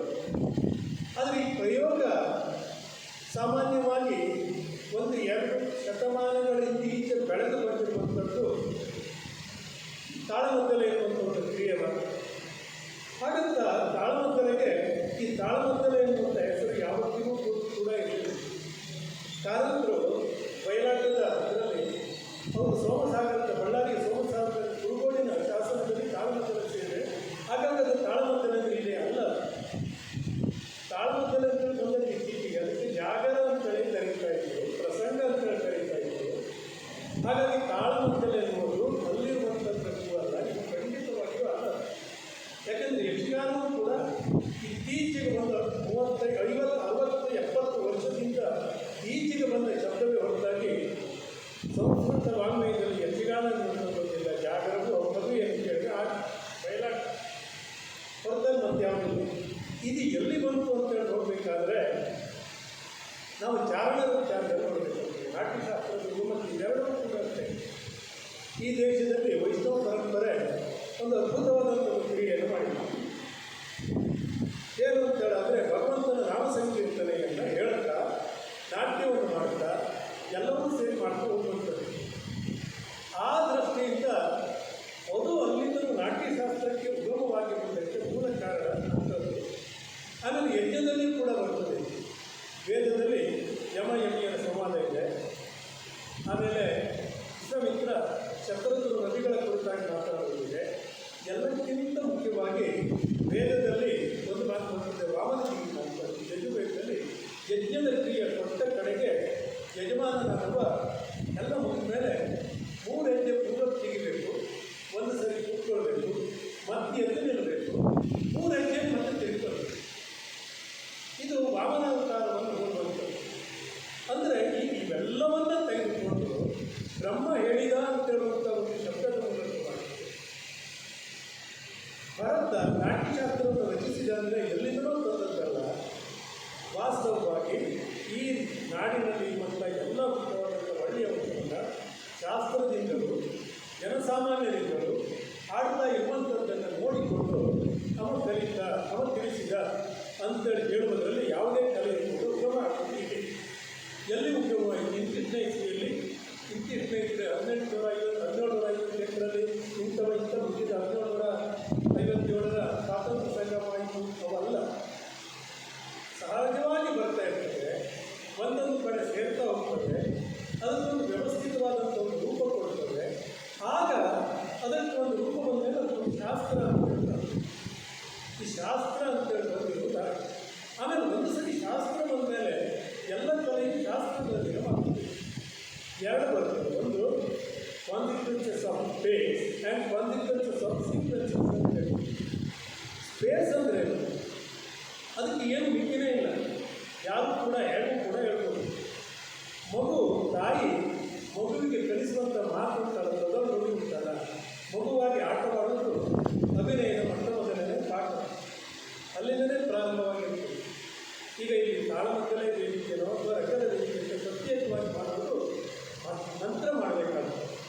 ಆದರೆ ಅದರಿಂದ ಮುಂದೆ ಬಂದಾಗ ಏನಾಗಿತ್ತು ಅಂತ ಕೇಳಿದ್ರೆ, ಮೊದಲು ಮಾತುಗಳನ್ನು ಆಡ್ತಾ ಇರುವಂಥ ಮಗು ದೊಡ್ಡ ಆದ್ಮೇಲೆ ಬಾಲಭಾಷೆ ಆಗಿರ್ತಾರೆ, ಅದು ಬಾಲಭಾಷೆ. ಆಗ ವ್ಯಾಕರಣಬದ್ಧವಾಗೇ ಮಾತನಾಡಿ. ಆಗ ವ್ಯಾಕರಣಬದ್ಧವಾಗಿ ಮಾತನಾಡುವಾಗ 3 ಶಬ್ದಗಳು: ಪರಂಪರೆ, ಸಂಪ್ರದಾಯ, ಶಿಷ್ಟಾಚಾರ. ಈ ಪರಂಪರೆ, ಸಂಪ್ರದಾಯ, ಶಿಷ್ಟಾಚಾರದ ಮೂಲಕವಾಗಿ ಒಂದು ಕಲೆಯ ಉಗಮವನ್ನು ನಾವು ನೋಡುವಾಗ ಈ ಮೂಲವಾದಂಥ ಇವತ್ತಿನ 2 ಇವೆ. ಒಂದು ಸಂದರ್ಭವನ್ನು ಹಾಕ್ಕೊಳ್ತಾರೆ. ಮೊದಲನೆಯದು ವಾಲಿಬಲಿಯಲ್ಲಿ ಬರುವಂಥ ಮೊಟ್ಟಮೊದಲನೆಯದು ರಾಮನಿಗೂ ಹನುಮಂತನಿಗೂ ಆಗುವಂಥ ಹನುಮಂತನ. 2ನೆಯದು ರಾಮ ಮತ್ತು ಲಕ್ಷ್ಮಣರ ಸಂವಾದ, ರಾಮನ ಹಿರಿಯಾಟ. ಈ 2ನೇ ಇಟ್ಕೊಳ್ಳೋದು ರಾಮಾಯಣಕ್ಕೂ ತುಂಬ ಮುಖ್ಯವಾಗಿ ಬರ್ತದೆ. ಈ ವಿಚಾರದಲ್ಲಿ ಹೇಳಬೇಕಾದ್ರೆ ತಾಳಮದ್ದಲೆ ಅದೇ ಹೇಳಿದ್ರಲ್ಲ, ಯಾಕೆ ಬಂತು, ಹೇಗೆ ಬಂತು, ಇಟ್ಟಿರುವಂಥ ರೀತಿಯಲ್ಲಿ ಈಗ ಇತ್ತು. ಅವರ ಮಿತಿಯಲ್ಲಿ 5 ತಲೆಮಾರಿನಲ್ಲಿ ಅವರು ಕಂಡಿರುವಂಥ ಸತ್ಯವನ್ನು ಚೆನ್ನಾಗಿ ಹೇಳಿದ್ದಾರೆ. ಆದರೆ ಕಾಲ ಅಲ್ಲಿಯೇ ನಿಲ್ಲೋದಿಲ್ಲ. ಅದಕ್ಕಿಂತಲೂ ಹಿಂದೆ ಹೋಗಬೇಕಾಗುತ್ತೆ. ನಾವು ನಮ್ಮ ಪರಂಪರೆಯನ್ನು ನೋಡಬೇಕಾಗುತ್ತೆ.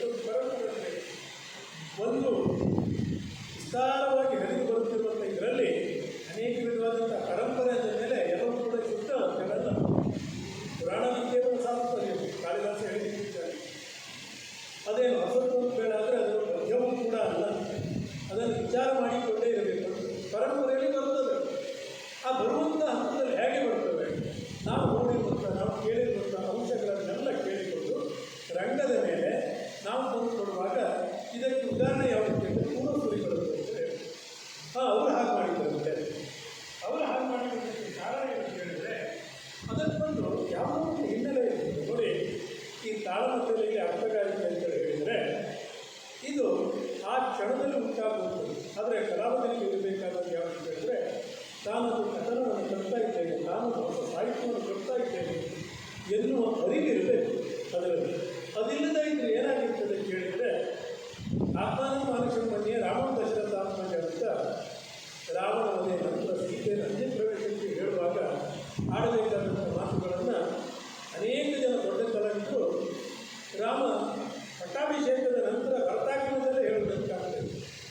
ಇದು ಖಂಡಿತವಾಗಿ ಪ್ರಯೋಗಶೀಲತೆ ಅಲ್ಲ. ಆ ಪ್ರಜ್ಞೆ ಅವರು ಯಾಕೆ ಹೇಳಿರ್ತಾರೆ? ಎದುರುಗಡೆ ಇದ್ದವರು ಬಾಯನ್ನು ಮುಚ್ಚಿಸಬೇಕು ಅಂತ ಹೇಳಿರ್ತಾರೆ. ಚಮತ್ಕಾರಿಕೆ, ನಾಟ್ಯಶಾಸ್ತ್ರದಲ್ಲಿ ಚಮತ್ಕಾರಿಕೆ ಬೇಕಾದಷ್ಟಿದೆ. ಆದರೆ ಚಮತ್ಕಾರಿಕೆಯೇ ಶಾಸ್ತ್ರ ಅಲ್ಲ. ಈ ಪ್ರಜ್ಞೆ ನಮಗಿರಬೇಕಾಗುತ್ತೆ. ಹಾಗಾಗಿ ಅದಕ್ಕೇನು ಬೇಕಾಗುತ್ತದೆ ಕೇಳಿದರೆ ಯಾವುದು ಈ ಪರಂಪರೆ ಸಂಪ್ರದಾಯ ಅಂತ. ಸಂಪ್ರದಾಯ ಯಾವುದು? ಸಂಪ್ರದಾಯ ಅಂತ ಹೇಳಿದ್ರೆ ಗುರುವಿನ ಮೂಲಕ ಶಿಕ್ಷಣಕ್ಕೆ ಬರುವಂಥದ್ದು. ಇದು ಯಥಾಯೋಗ್ಯವಾಗಿದೆ, ಹೀಗೆ ಮಾಡತಕ್ಕದ್ದು. ಸಡಗರ ರವಿತ ಸಂಭ್ರಮದಿ ಬಹುತವ ಅಡಲು ದೈತರರು ಬೆಳಿಗ್ಗೆ ತುಂಬ ಚೆನ್ನಾಗಿ ಅದರ ಕುರಿತಾಗಿ ಮಕ್ಕಳಿಗೆ ತಿಳಿಸ್ಕೊಡ್ತಾ ಇದ್ದಾರೆ. ಯಾವ ಸಡಗರ? ಅದು ಅರ್ಜುನನ ಸಡಗರ, ಬೇರೆಯವ ಸಡಗರ ಅಲ್ಲ. ನಾವು ಅರ್ಥ ಮಾಡಿಕೊಳ್ಳಬೇಕಾದದ್ದು ಆ ಅರ್ಜುನನ ಸಡಗರವನ್ನು ಕಥನ ಕಟ್ಟುವಂಥ ಕ್ರಿಯೆಯಲ್ಲಿ ಪರಿಪೂರ್ಣನಾದಂಥ ಅರ್ಜುನ ರಂಗದಲ್ಲಿ ಹೇಗೆಲ್ಲ ಮಾಡಿಕೊಂಡು ಕೊಡಲಿಕ್ಕಾಗುತ್ತದೆ. ಅವನ ಯಂತ್ರದ ಆ ತೇರು, ಆ ಬರಬೇಕಾದಂಥ ಘನತೆ, ನಿಲ್ಲುವಿಕೆ ಮಾಡುವುದು, ಇದನ್ನು ತಾಳಮದ್ದಲೆಯಲ್ಲಿ ಉಪಯೋಗಿಸಿಕೊಳ್ಳಬೇಕಾದಂಥ ಹೇಗೆ? ಕೇವಲ ವಾಚಾಡಿತನವಲ್ಲ. ವಾಚಾಡಿತನವನ್ನು ನೀಡಿದ ಕಾವ್ಯದ ಮೀಮಾಂಸೆ ಆಗಿರಬೇಕಾಗುತ್ತೆ. ಅರ್ಥಗಾರಿಕೆಯಲ್ಲಿ ಮೀಮಾಂಸೆ ಇರಬೇಕಂತೆ. ಮೀಮಾಂಸೆ ಅಂದರೆ ಏನಿಲ್ಲ, ನಾನು ಅರ್ಥವಾದಿನೂ ಅಲ್ಲ, ಅರ್ಥಗಾರಿಕೆಯಲ್ಲ. ಇದರಲ್ಲಿ ನಾವು ವಕೀಲರು ಅಲ್ಲ, ನಾವು ಯಾವುದೋ ಒಂದು ಪಕ್ಷಕ್ಕೆ ಮಾತನಾಡುತ್ತಿರುವಂಥ ವಕೀಲರು ಅಲ್ಲ. ಅಲ್ಲಿರುವಂಥದ್ದನ್ನು ಹೇಳ್ಕೊಡ್ತಾ ನಾನು ಕೂಡ ಮೂಲವಾದಂಥ ರಾಮಾಯಣವೋ ಮಹಾಭಾರತವೋ ಅದನ್ನು ಆಧರಿಸಿ ಬಂದಿರುವಂಥ ತೊರೆವ ರಾಮಾಯಣವೋ ಕಂಬರಾಮಾಯಣವೋ ಅದನ್ನು ಆಧರಿಸಿ ರಚಿಸಿದಂಥ ಪ್ರಸಂಗವೋ ಆ ಪ್ರಸಂಗವನ್ನು ಕಲಾವಿದ ಬಂದು ಇಲ್ಲಿ ಅಭಿನಯಿಸುವಾಗ ಇದು ಅಭಿನಯವೇ. ಮತ್ತು ಯಾವುದಾದ್ರು ರಂಗದಲ್ಲಿ ಅಭಿನಯಿಸುವಾಗ ಆತ ಹೇಳುತ್ತಿರುವಂಥ ಒಂದು ಮಾತಿನಲ್ಲಿ ತಾನು ಮತ್ತೊಂದು ಹೊಸ ಸಾಹಿತ್ಯವನ್ನು ಸೃಷ್ಟಿಸ್ತೇನೆ. ಉದಾಹರಣೆಯಾಗಿ ಇವತ್ತಿನ ನಾನು ಸುಧರ್ಮ ಆದ್ದರಿಂದ ಅದನ್ನು ಒಂದು ಮಾತನ್ನು ಹೇಳ್ತೇನೆ. ಸುಧರ್ಮ ಕಾಳಗ ನಮ್ಮ ಪರಂಪರೆಯಲ್ಲಿ ಏನು ಬಂದಿದೆ ಅಂತ ಹೇಳಿದರೆ ಅರ್ಜುನ ಏನೂ ಪ್ರಯೋಜನ ಇಲ್ಲ, ಜೈಮಿನಿ ಭಾರತ ಇದ್ದಂಥ ರೀತಿಯಲ್ಲಿ. ಆದರೆ ಸುಧರ್ಮ ಕಾಳಗದ ಅರ್ಜುನ ಹಾಗೆ ಇದ್ದಾನೆ. ಯಾಕೆಂದರೆ ಎಲ್ಲರೂ ಕೂಡ ಅಷ್ಟೇ ಆತ ಅಲ್ಲಿ ಸೋತು ಕೃಷ್ಣನನ್ನು ಕರೆಯುವಾಗ ಹೇಳುವಂಥ ಒಂದು ಮಾತು ನೋಡಿ, ಯಾವ ದೇವಕೃಷ್ಣ ನೀನು ನಮ್ಮ ಭಾವನೆಯನ್ನು ನಂಬಿ ಜಗತ್ತಿ ಕೋಟಿ ಧರಿಸುವುದನ್ನು ಹಿಡಿದು ಜೀವಿಸಿದ ಬಗ್ಗೆ ಇಡೀ ಪ್ರಸಂಗವನ್ನು ಹುಡುಕಿ ಅರ್ಜುನ ಸೋತಿದ್ದಾನೆ. ಎಲ್ಲರೂ ಇಲ್ಲಿ ಹುಡುಕಿ ಅರ್ಜುನ ಸೋಲಲೇ ಇಲ್ಲ. ನೀನು ಈ ವಿರೋಧಿಯೊಡನೆ ಕಾದುವುದು ಹೇಗೆ? ಅವನಿಗೆ ಬಂದಿರುವಂಥ ಸಂಶಯ ಅದು. ಈ ನಿರ್ವಚನವನ್ನು ಯಾರಾದರೂ ತಿಳಿದೇ ಇದ್ದರೆ ಅಲ್ಲಿ ಪ್ರಸಂಗ ಏನಾಗ್ತದೆ ಕೇಳಿದ್ರೆ ವಾದ ಭೂಮಿಕೆ ಸುಧರ್ಮ ಮಾಡುವುದಕ್ಕೆ ಕುಡಿಯುವುದು ಅಥವಾ ಅರ್ಥಗಾರಿಕೆಯಲ್ಲಿ ಬೇಡದಿದ್ದನ್ನು ಹೇಳ್ಬೋದು. ಇವ ಕೃಷ್ಣನಿಗೆ ಬಂದು ತಮಾಷೆ ಮಾಡುವುದು, ಆ ಘನತೆಯನ್ನು ಸಂಪೂರ್ಣವಾಗಿ ಕಳೆದುಕೊಂಡಿರುವುದು, ಅದಾಗಬಾರದು. ಅದಕ್ಕೆ ಮೂಲಭೂತವಾಗಿ ಬರಬೇಕಾದ್ರೆ ಅರ್ಜುನನ ಮನಸ್ಥಿತಿ ಎಲ್ಲಿತ್ತು? ನೀವು ಮಹಾಭಾರತವನ್ನು ನೋಡೋದು ಬೇಡ, ರಾಮಾಯಣವನ್ನು ನೋಡೋದು ಬೇಡ. ಯಾಕೆಂದರೆ ಇವತ್ತಿನ ಮಧ್ಯವಿರುವಂಥ ರಾಮಾಯಣ ಮೂಲವಾದಂಥ ರಾಮಾಯಣದಲ್ಲಿ ನಮ್ಮ ಹಿಂದಿನವರು ಯಾವ ತಾಳಮದ್ದಲೆ ಬೆಳೆಯುವ ಕಾಲಕ್ಕೆ ಖಂಡಿತವಾಗಿ ಇದನ್ನು ಆಧರಿಸುವುದಿಲ್ಲ. ಇತ್ತೀಚೆಗೆ ಬಿಟ್ಟರೆ ಮೊದಲು ನಮಗೆ ಮೂಲ ವಾಲ್ಮೀಕಿಯ ರಾಮಾಯಣದ ಅರಿವು ಹೆಚ್ಚಿನ ಜನರಿಗೆ ಇರಲಿಲ್ಲ. ಅಲ್ಲಿ ಯಾವುದಿತ್ತು ಕೇಳಿದ್ರೆ ಎಲ್ಲೋ ಮನೆಯಲ್ಲಿ ಇದ್ದದ್ದು ಸರ್ವೇ ರಾಮಾಯಣ, ಹೊರತಾಗಿ ಈ ರಾಮಾಯಣ ಇರಲಿಲ್ಲ. ಹಾಗಾದರೆ ಯಾವುದಿತ್ತು ಕೇಳಿದ್ರೆ ನೀವು ಬೇರೆ ಯಾಕೆ ಹೋಗ್ತೀರಿ? ಪ್ರಸಂಗ ನಾವು ಅದನ್ನು ಓದೋದಿಲ್ಲ. ಯಾರೋ ಬರ್ಕೊಟ್ಟಿರುವಂಥ ಒಂದಿಷ್ಟು ಸಂಗ್ರಹ ನೋಡ್ಕೊಳ್ತೇವೆ, ಅದನ್ನೇ ಆಧರಿಸಿಕೊಂಡು ಅರ್ಥವನ್ನು ಹೇಳ್ತೇವೆ. ಮೊಟ್ಟ ಮೊದಲು ಕಾಲ ಪಾಳೆಯದಂತೆ ಕಮಟನೆಯಲ್ಲಿ ಉರಿವಂತೆ ಅರ್ಜುನನ ಆ ಹೋಗುವುದಕ್ಕಿಂತ ಮೊದಲು ಕುಂತಿ ಆಜ್ಞೆಗಳನ್ನು ಹೇಳ್ತಾರೆ. ಏನು? ಭಾಗ್ಯವಂತ ನೀನಾಗು ಮಗನೇ, ಬಲವಂತ ನೀನಾಗು ಹರಿಮಠವನ್ನು ತನಕ ಬೆಳೆಸದಿರುವುದು. ಮೂಲ ಮಹಾಭಾರತದಲ್ಲಿ ಧರ್ಮರಾಜ ಈ ಮಾತನ್ನು ಹೇಳೋದು ಏನಂತೇಳಿ ಹೇಳಿ, ಬಲವಂತ ಹರಿಮಠ ಅಂದರೆ ಯಾವ ಸಂದರ್ಭದಲ್ಲಿ ಯುದ್ಧ ಮಾಡಬೇಡ, ಯುದ್ಧ ಸಾಕು ನಮಗೆ, ಅವರನ್ನು ಮನವೊಲಿಸಿ ತಪ್ಪವನ್ನು ತೆಗೆದುಕೊಂಡು ಬರಬೇಕು. ಇಲ್ಲಿ ಕುಂತಿಯ ಬಾಯಲ್ಲಿ ಅವರು ಹೇಳಿಸಿದ್ದಾರೆ. ಮಂಡೋದರಿ ರಾವಣನ ಸಂವಾದದಲ್ಲಿ ರಾವಣ ಮಟ್ಟಿಗೆ ಮಂಡೋದರಿ ಮುಖಾಮುಖಿ ಆಗೋದೇ ಇಲ್ಲ ಪ್ರಸಂಗದಲ್ಲಿ. ಆದರೆ ಕವಿ ಎಲ್ಲಿತ್ತು ಅಂತ ಕೇಳಿದರೆ, ರಾಮಾಯಣದ ಮನೆಗೆ ರಾವಣ ಸತ್ತಾಗಿ ಇಷ್ಟು ಮಾತನ್ನು ಮಂಡೋದರಿ ಹೇಳ್ತಾರೆ. ಎದುರುಗಡೆ ರಾವಣನನ್ನು ಕಲ್ಪಿಸಿಕೊಂಡ ರಾವಣ ಏನು ಉತ್ತರ ಕೊಡಬಹುದು ಅಂತೇಳಿ ರಾವಣ ಮನೆಯ ಪ್ರಸಂಗ ರಚನೆ. ಈ ಅರ್ಥವನ್ನು ಮಾಡಿಕೊಳ್ಳಬೇಕಿದ್ರೆ ನಮಗೆ ನಾವು ಏನು ಬೇಕಂತಂದ್ರೆ ಅರ್ಜುನನ ಸೋತ ಅಂತೆ. ಮಹಾಭಾರತ ಯುದ್ಧದಲ್ಲಿ ಸ್ವತಃ ತನ್ನ ಮಗನೇ ತೀರಿಕೊಂಡಾಗಲೂ ಕೂಡ ಬ್ರಹ್ಮಶಿರವನ್ನು ಎತ್ತದಂಥ ಅರ್ಜುನ ಪ್ರತಿಯೊಂದಕ್ಕೂ ಕೂಡ ಕೃಷ್ಣನನ್ನು ನೋಡುವುದು ಯಾಕೆ ಅಂದರೆ ಇದನ್ನು ಉಪಯೋಗಿಸಬಹುದಾ ಅಂತ ಹೇಳಿದ್ದೆ. ನಾನು ಇದನ್ನು ಉಪಯೋಗಿಸ್ಕೊಳ್ಳುವುದು ಹೇಗೆ? ತಾಯಿ ಹೇಳಿದ್ದಾರೆ, ಹರಿಭಟ್ಟದಲ್ಲಿ ಕಲಾವನ್ನು ಬೆಳೆಸಬೇಡ. ಹಾಗಾದರೆ ನೀವು ಹರಿಭಟ್ಟ ಅಂತ ಹೇಳ್ತಾ ಇದ್ದಾರಲ್ಲ, ಇವನನ್ನು ಈ ವಿರೋಧಿ ಅಂದರೆ ಕಾಡುವುದೇನು? ಯಾಕೆ ಕಾಡ್ತಾರೆ? ನೀನು ಬರಬೇಕು, ಈಗ ಹೇಳಿ ನೀನು ಬರಬೇಕು. ಎಂಥ ಒಂದು ಸುಂದರವಾದಂಥ ಅರ್ಥಗಾರಿಕೆ ಬರುತ್ತದೆ ನೋಡಿ. ಹೊಸದಾದಂಥ ಒಂದು ಸೃಷ್ಟಿ ಆಗ್ತದೆ ಅಲ್ಲಿ. ಅದನ್ನು ಬಿಟ್ಟುಕೊಂಡು ಅಲ್ಲಿವರೆಗೆ ನನಗೇನೂ ಆಗೋದಿಲ್ಲ ಅಂತ ಹೇಳೋದು. ಕೃಷ್ಣ ಬಂದರೆ ಕೃಷ್ಣಿಗೂ ಹೇಳಿ ಸಮಯವೇ ಇಲ್ಲ. ಸುಧರ್ಮ ಕೇಳುವಂಥ ಪ್ರಶ್ನೆಗೆ ಕೃಷ್ಣಿಗೆ ಉತ್ತರ ಕೊಡಲಿಕ್ಕೂ ಆಗೋದಿಲ್ಲ. ಯಾವುದು ಖಂಡವಿಲ್ಲದ ಪುಣ್ಯವನ್ನು ಆ ಪದ್ಯಕ್ಕೆ ಉತ್ತರವನ್ನು ಕೊಡಲಿಕ್ಕೆ ಆಗೋದಿಲ್ಲ. ಯಾಕೆಂದರೆ ಅವ್ರು ಕಾಯುವುದಿಲ್ಲ. ಮತ್ತವರು ಎಲ್ಲವನ್ನೂ ತಿಳ್ತಿದ್ದಾರೆ. ನಾನು ಹಾಗೆ ಮಾಡ್ತೇನೆ, ನೀವು ಹೀಗೆ ಮಾಡಿದ್ದೇನೆ ಅಂತ ಹೇಳಿ ಪ್ರಭಾವತಿಯ ಪಾತ್ರವನ್ನು ತೆಗೆದುಕೊಂಡ್ರೆ ಆಕೆ ಕಾಮಿಯಾದದ್ದು ತನಗೆ ಬೇಕಾದಂಥ ದೇಹ ಇದಕ್ಕಲ್ಲ. ಅವನ ಪತ್ನಿಯಾಗಿ ಮಕ್ಕಳಿಲ್ಲದೆ ಇದ್ದರೆ ನಿನಗೆ ಮೋಕ್ಷ ಸಿಗೋದಿಲ್ಲ. ಯಾಕೆಂದರೆ ಅಪ್ಪ ಪುತ್ರ ನಾಮಸ ಅಂತೇಳಿ ಹೇಳುವುದರಿಂದ ನಿನಗೆ ಮಕ್ಕಳಾಗದೆ ಇದ್ದರೆ ನಿನಗೆ ಯಾಕೆ ಸಿಗ್ತದೆ ಹರಿಯಲ್ಲಿ? ಹಾಗಾಗಿ ನೀನು ಯಜ್ಞಭೂಮಿಕೆಯಲ್ಲಿ ಬಂದು ನನ್ನನ್ನು ಮೊದಲು ಸೇರಬೇಕು ಅಂತ ಹೇಳಬೇಕು ಒಂದು ಮಾತು. ಈ ದೃಷ್ಟಿಯನ್ನು ನೆನಪಿನಲ್ಲಿಟ್ಟುಕೊಂಡು ಒಂದು ಹೊಸ ಅರ್ಥಗಾರಿಕೆಯನ್ನು ಸೃಷ್ಟಿಸಿದರೆ ಇಡೀ ಪ್ರಸಂಗದ ಹೊಸ ಅರ್ಥವೇ ಆಗಿಬಿಡ್ತದೆ. ನೀವು ದೊಡ್ಡದಕ್ಕೆ ಹೇಳಬೇಕು ಅಂತ ಹೇಳಿಲ್ಲ. ಹರಿದಾಸರು ಬಂದಾಗ ಪ್ರಸಂಗವನ್ನು ಹಾಳು ಮಾಡಿದ್ರು ಅಂತ ಹೇಳುವಂಥದ್ದು ಆಪಾದನೆ. ನಿಜವಾಗಿ ಹೇಳಬೇಕಾದ್ರೆ ಕೇವಲ ಪದ್ಯದಿಂದ ಪದ್ಯಕ್ಕೆ ಸಾಗಿಸಬಹುದಾದಂಥ ಕಾಲಮುದ್ದನಿಗೆ ಒಂದು ವ್ಯವಸ್ಥಿತವಾದಂಥ ಸ್ವರೂಪವನ್ನು ಕೊಟ್ಟವರು ಕೇಳಿ ಸಾಮಗರ ಕ್ಯಾಸೆಟ್ನಲ್ಲಿ 1 ತಾಸಿನಲ್ಲಿ ಅವರು 6 ತಾಸಿನ ಅರ್ಥಗಾರಿಕೆಯಷ್ಟೇ ಪರಿಣಾಮವನ್ನು 1.5 ತಾಸನ್ನು ತೆರಿಗೆ ಕ್ಯಾಸೆಟ್ಗಳನ್ನು ಅಂತ ಹೇಳೋದು. ಹಾಗಾದರೆ ಸಮಯ ನೀತಿಯಲ್ಲಿ ಎಲ್ಲರಿಗೂ ಎಲ್ಲ ಪಾತ್ರವನ್ನು ಹೇಳುತ್ತಿರುವಂಥ ರೀತಿಯಲ್ಲಿ ಅರ್ಥಗಾರಿಕೆಯನ್ನು ಯಾಕೆ ಕೇಳಲಿಕ್ಕಾಗೋದಿಲ್ಲ? ಹೇಳಬೇಕಾಗ್ತದೆ, ಹೇಳಲಿಕ್ಕೆ ಸಾಧ್ಯತೆಯು. ಈ ವಿಚಾರವನ್ನು ನೋಡಿದಾಗ ಒಬ್ಬರನ್ನು ಮತ್ತೊಬ್ಬರು ಅತಿಕ್ರಮಿಸುವುದಿಲ್ಲ. ವಿಭಾವ, ಅನುಭಾವ, ವ್ಯಭಿಚಾರ ಭಾವದಿಂದ ರಸೋತ್ಪತ್ತಿ ಅಂತೆ. ರಸೋತ್ಪತ್ತಿಯಾಗಬೇಕಾದದ್ದು ತುಂಬ ಮಹತ್ತರವಾಗಿದೆ. ನೀವು ಎಷ್ಟೆಲ್ಲ ಉದ್ದವಾಗಿ ಮಾತನಾಡಿದರೆ ಹೇಳಬೇಕಿಂತ ವಿಭೀಷಣ ನೀತಿಯಲ್ಲಿ ಒಂದು ಸಾಮಾನ್ಯನಾದಂಥ ಕಲಾವಿದನಲ್ಲ, ಎಲ್ಲ ದೊಡ್ಡ ದೊಡ್ಡ ಮಾತುಗಳನ್ನು ಆಡಿದರು. ನಾನು ಪ್ರಸಂಗದಲ್ಲಿ ವಿಭೀಷಣ ನಾನೇ ಮಾಡಿದೆ. ಬೇರೆ ಯಾರೋ ಅದನ್ನು ಗುರುತಿಸಲಿಲ್ಲ. ನನಗೆ ತುಂಬ ಇಷ್ಟ ಆಯಿತು. ಆ ಇಂದ್ರಜಿತ್ತನ್ನು ಮಾಡಿದಂಥವ್ರು ಬಂದು ಅರ್ಥವನ್ನು ಹೇಳಿದರು. ಏನೂ ಹೇಳಲಿಲ್ಲ. 2 ಮಾತುಗಳ ಮೇಲೆ ತಂದೆಯೇ ಸೀತೆಯನ್ನು ಬಂದು ನನ್ನನ್ನು ತಪ್ಪು. ಸರಿ, ಏನು ಮಾಡಬೇಕಾಗಲ್ಲ.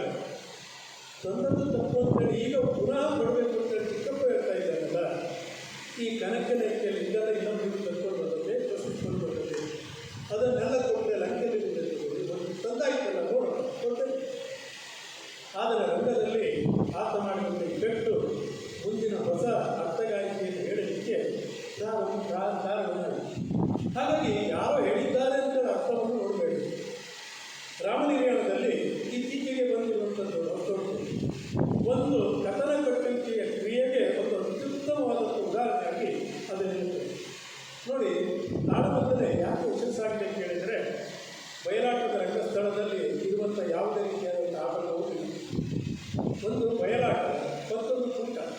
ಎರಡರಲ್ಲಿ ಇವತ್ತು ಯಕ್ಷಗಾನ ವಿಭಜನೆ ಆಗಿದೆ.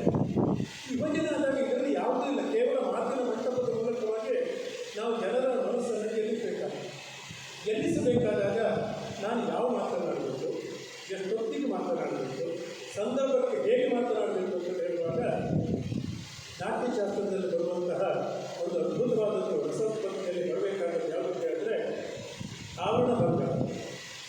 ಈ ಆವರಣ ಭಂಗವಾಗದೇ ಇದ್ದರೆ ಖಂಡಿತವಾಗಿಯೂ ನಾವು ಕನ್ನಡ ಕಟ್ಟುವಂಥ ಕ್ರಿಯೆಯಲ್ಲಿ ಯಶಸ್ಸಾಗುವುದಿಲ್ಲ. ಮೊನ್ನೆ ಒಂದು ಸದ್ಯದಲ್ಲಿ ಒಂದು ಮನೆಗೆ ಹೇಳ್ಬಿಟ್ಟಿದ್ದೆ, ಒಂದು ಪ್ರಸಿದ್ಧವಾದಂಥ ವಿದ್ವಾಂಸರ ಸುಂದರಟನ ಒಂದು ಪುಸ್ತಕ ಬಂದು ಹೆಸರು ಹೇಳೋದು ಗೊತ್ತಾಗುತ್ತೆ. ಸತ್ಯ ಹೇಳ್ತಾರೆ, ನನಗೆ ವಿಮರ್ಶೆಗೆ ಬರ್ತದೆ 10 ಪುಟ ಓದಲಿಕ್ಕಾಗೋದು. ಯಾಕಂದರೆ ಈ ಪುಟದಲ್ಲಿ ಅವರೇ ಅಹಂ ಪಂಚವ ಆವರಣ ಭಂಗವಾಗದೇ ಇದ್ದರೆ ನಾವು ಕಳೆದೋಗ್ಬಿಡ್ಬೇಕು. ಅರ್ಥಗಾರಿಕೆಯಲ್ಲಿ ಹೇಳುವಾಗ ನಾನು ಇನ್ನೊಂದು ಕಳೆದೇ ಹೋಗ್ಬಿಡ್ಬೇಕು. ಅಲ್ಲಿ ನಾನು ಯಾವುದು ಕೆಂಪೇಗೌಡ ಗೋಡೆಯವರು ಒಂದು ಅದ್ಭುತವಾದಂಥ ಉದಾಹರಣೆಯನ್ನು ಹಾಕಿಕೊಟ್ಟಿದ್ದಾರೆ. ರಂಗದಲ್ಲೇ ಇರಲಿ, ಬೇರೆ ಇಲ್ಲೇ ಇರಲಿ, ಅದನ್ನು ಬಿಟ್ಟು ಬೇರೆ ರೀತಿಯಲ್ಲಿ ಮಾಡಲಿಕ್ಕಾಗೋದಿಲ್ಲ. ಸ್ಟೇಡಿಯಮ್ ಮಾಡಿದ್ರು ಕೂಡ ಆ ಭಾಗಕ್ಕೆ ಬಂದಾಗ ಗೋಡೆ ಮತ್ತು ಕೆಂಪೇಗೌಡ ನೀರು ಮಾಡಲಿಕ್ಕಾಗಲೇ. ಯಾಕೆ ಮಾಡಲಿಲ್ಲ ಕೇಳಿದ್ರೆ ಅವರಿಗೆ ಆ ರೀತಿಯಲ್ಲಿ ಏನು ಕೇಳಿದ್ರೆ ನೀತಿ ತಪ್ಪಿ ನಡೆದ ಲಕ್ಷ್ಮಣ. ನೀತಿ ಅಂದರೆ ಏನು? ಧರ್ಮ ಒಂದು ಶಿಷ್ಟಾಚಾರ ಬರ್ತದೆ. ಇವುಗಳೇನಾದ್ರು ಶಿಷ್ಟಾಚಾರ ಅಂದರೆ ನೀತಿ. ಯಾವ ನೀತಿ? ರಾಜನೀತಿ. ನೀನು ಯಾಕೆ ಹೀಗೆ ಮಾಡಿದೆ? ನೀತಿಯ ಕುರಿತಾಗಿ ವ್ಯಾಖ್ಯಾನ ಅಲ್ಲ. ಇಲ್ಲಿಯ ನೀತಿ ಏನಾಗಿತ್ತು ನಿಮಗೆ ತಿಳಿದಂಥ ರೀತಿಯಲ್ಲಿ ಹೇಳಿದ್ರೆ ಸರ್, ಯಾವ ನೀತಿ ಹಾಗೆ ಹೋಗ್ತವಲ್ಲ ಆಕಸ್ಮಿಕಗಳು, ಅದನ್ನು ಅರ್ಥ ಮಾಡಿಕೊಳ್ಳದಿದ್ದರೆ ವಿಫಲ ಆಗಿರುತ್ತದೆ ವೇದಿಕೆ. ಹಾಗಾಗಿ ಇನ್ನು ಮೂಲವಾಗಿ ತಾಳಮದ್ದಲೆ ಎಲ್ಲಿಂದ ಕೇಳಿದರೆ ಗಮಕೀಕೃತ ಶೈಲಿ ಅಷ್ಟೊಂದು ಮಾತನ್ನು ಹೇಳಿತ್ತು. ಒಂದು ಕಾಲದಲ್ಲಿ ಇಡೀ ಯಕ್ಷಗಾನದ ಪ್ರಸಂಗವೇ ಹಾಡು ಬರವಣ. ಮಂಜೇಶ್ವರಿ ಬರೆದಿರುವಂಥ ಪ್ರಹ್ಲಾದ ಚರಿತ್ರೆಗೆ ಈ ಮಾತು ಮೊಟ್ಟ ಮೊದಲೇ ಬರ್ತದೆ. ಯಾವುದು ಬರ್ತದೆ ಅಂತ ಹೇಳಿದ್ರೆ, ಪೃಥ್ವಿಯಲ್ಲಿ ಮಿಗಿಲಿಂತ ಪ್ರಭುತ್ವದ ಉತ್ತಮ ಶ್ರೀ ಶಾಂತಿ ದುರ್ಗೆಯ ಭಕ್ತನ ಮಂಜೇಶ್ವರಿ ಶ್ರೇಣಿಯ ಭಕ್ತಿತ್ವದಲ್ಲಿ ವಿಸ್ತರಿಸಿದ ಭಾಗವತ ಸಾರೋತ್ತರದ ಪ್ರಹ್ಲಾದ ಚರಿತ್ರೆಯ ಅಂತ ಹೇಳ್ತಾ ಇದನ್ನು ಹಾಡುವಪ್ಪ ಅಂತ ಹೇಳ್ತಾರೆ. ಹಾಡು ಈ ಹಾಡುವಿಕೆಯಲ್ಲಿ ಕೂಡಿಕೊಂಡಾಗ ಏನಾಗ್ತದೆ ಹೇಳಿದ್ರೆ ಇದರ ಉಗಮವನ್ನು ಅಲ್ಲಿಗೆ ಹೋಗ್ತದೆ. ಹಾಡುವಿಕೆಯಲ್ಲಿ ಬಂದಾಗ ಅರ್ಥ ಬಹುಮತದಲ್ಲಿ ಗಮಕೀಕೃತ ಶೈಲಿಯಲ್ಲಿ ವಿಸ್ತರಿಸಿ ನೋಡಿ. ಸಂಭಾಷಣೆ ಅಂತ ಹೇಳೋದು ಮಾತಲ್ಲ, ಇಲ್ಲಿ ಶ್ರುತಿಬದ್ಧವಾಗಿ ಇರಬೇಕು. ಅದು ಗಮಕೀಕೃತ ಶೈಲಿ. ಇಲ್ಲಿಯ ಹಾಡುಗಾರಿಕೆ ಭಾಗವತಿಯೂ ಗಮಕೀಕೃತ ಶೈಲಿ, ಇದು ಕೂಡ ಗಮಕೀಕೃತ ಶೈಲಿ. ಹೀಗೆ ಹಾಡುವಾಗ ಮತ್ತು ಬಹುಮತ 50 ನೀನು ರಾಮ ಮಾಡು, ನಾನು ಲಕ್ಷ್ಮಣ ಮಾಡ್ತೇನೆ, ನೀನು ರಾವಣನ ಕೃಷ್ಣನನ್ನು ಮಾಡು, ನಾನು ಕೌರವನು ಮಾಡ್ತೇನೆ. ಆ ಮಾತುಕತೆ ಬಂದಾಗ ಸಂಭಾಷಣೆ ಬಂತು. ಅವರೊಳಗಡೆ ನಮ್ಮಲ್ಲಿ ಒಂದು ಮಂಥನ ಇದೆ. ಬಾಕಿಯೆಲ್ಲ ಅವರು ಹೇಳಿದ್ದೆ ನಾನು ಒಪ್ಕೊಳ್ತೇನೆ. ಏನಂತ ಕೇಳಿದರೆ, ಈ ಹಿಂದಿನಿಂದ ಬಂದದ್ದಕ್ಕೆ ವಾಲಿಯನ್ನು ಕೊಂದದ್ದು ಸರಿನ ತಪ್ಪು, ಅಲ್ಲಿ ಬೇಕಿತ್ತು. ವಾಲಿಯನ್ನು ಕೊಂದದ್ದು ಸರಿನ ತಪ್ಪು ಚರ್ಚೆ ಸಹಜವಾಗಿ ಬರ್ತದೆ. ಎಲ್ಲಿ ಹಿಂದುಗಡೆ ವಾಕ್ಯಗಳು ಬರುತ್ತೋ ಮುಂದುಗಡೆ ನೃತ್ಯ ಬರುವುದು ಸ್ವಾಭಾವಿಕ. ಅರ್ಥಗಾರಿಕೆಯಲ್ಲಿ ಕೂಡ ಶ್ರುತಿ ಬರುವುದು ಸ್ವಾಭಾವಿಕ. ಈ ಹಿನ್ನೆಲೆಯಿಂದಲೇ ಕಥನ ಕಟ್ಟುವಂಥ ಒಂದು ಕ್ರಿಯೆ ಆಗಲಿ ಆಗಲೇ ಇರಲಿಲ್ಲ. ಹೌದು, ನಮ್ಮಲ್ಲಿ ಹಿಂದಿನ ಕಾಲದಲ್ಲಿ ಉತ್ತರ ಕನ್ನಡ ಜಿಲ್ಲೆಯಲ್ಲಿ ಶೂರ್ಪಣಿಕೆಯನ್ನು ಮಾಡಿದ್ರೆ ನೆನಪಿಗೆ ಎಲ್ಲ ಕಡೆ. ಆದರೆ ಅದು ರಂಗದ ಕ್ರಿಯೆ ಮತ್ತೊಂದಾಗಿದೆ. ಮಳೆಗಾಲದಲ್ಲಿ ಟೈಮ್ ಪಾಸ್ಗಾಗಿತ್ತು. ಅದನ್ನು ಬಿಟ್ಟು ಹೀಗೆ ಬಂದಾಗ ನಾವು ಅರ್ಥ ಮಾಡಿಕೊಳ್ಳಬೇಕಾದದ್ದು ಒಂದು ಕಥನ ಕಟ್ಟುವಂಥ ಕ್ರಿಯೆಯನ್ನು ನಾವು ಮಾಡ್ತಾ ಇದ್ದೀವಿ. ನೀವು ಎಷ್ಟೆಲ್ಲ ದೊಡ್ಡ ಕೂತ್ಕೊಳ್ಬೇಕು ಅಂತ ಖಂಡಿತ ಇಲ್ಲ. ಆವರಣ ಭಂಗ ಮತ್ತೇನಿಲ್ಲ.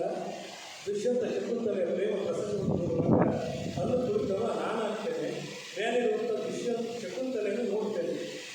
ಅದು ಏನಾಗಿರ್ತದೆ ಕೇಳಿದ್ರೆ ನೀತಿ ಭಂಗ, ಶಿಷ್ಟಾಚಾರ ಭಂಗ, ಪರಪತ್ನಿ ಗಮನ.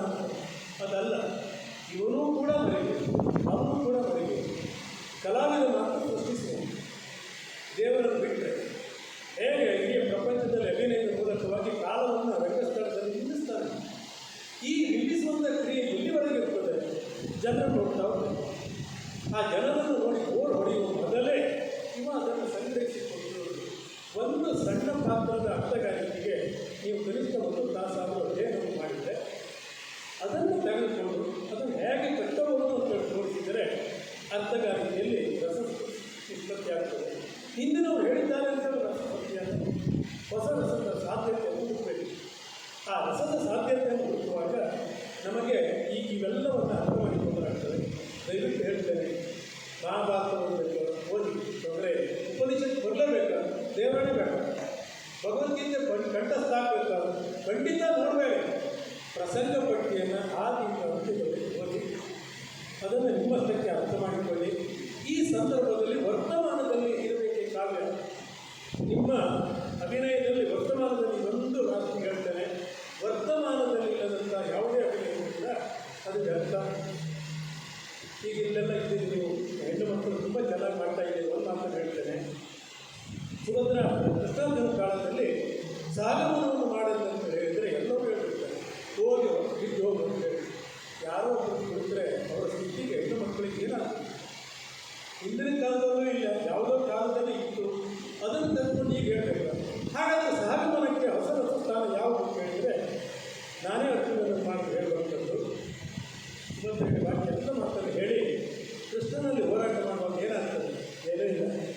ಏನಾಗ್ತದೆ ಅಂದರೆ ಅದೇ ಆಗ್ತದೆ, ಅದನ್ನು ವಿಸ್ತಾರ ಮಾಡ್ತೀನಿ. ಆಮೇಲೆ ನಾನು ಮಾತು ಕೊಟ್ಟದ್ದು, ನನ್ನ ಮಾತು ಹೊರಬೇಕಲ್ಲ, ನನ್ನ ಸಹಭಾಗಿ ನಾನೇನಾದರೂ ಬುದ್ಧಿ ಅಂತ ಹೇಳಿದ್ರೆ ನೀನೇ ಇರ್ತೀಯಲ್ಲ. ಒಂದು ಕಾಲದಲ್ಲಿ ನನ್ನ ರಥ ಸಾರಥಿ ಆಗಿ ಬೀಳುವಾಗ ಗಾಂಡಿರುವುದು ನೀನು ಅಣ್ಣನ ಯುದ್ಧ ಮಾಡಿ, ನೀನು ಇರುವವರೆಗೆ ಅವನ ಹತ್ರ ಮಾಡ್ತಾನೆ, ಅವನು ಕೂಡ ತಂಗಿ ಅಂತ ಹೋಗಬೇಕು. ನೀನು ಒಂದು ಸಹಾಯ ಮಾಡ್ತಾನೆ.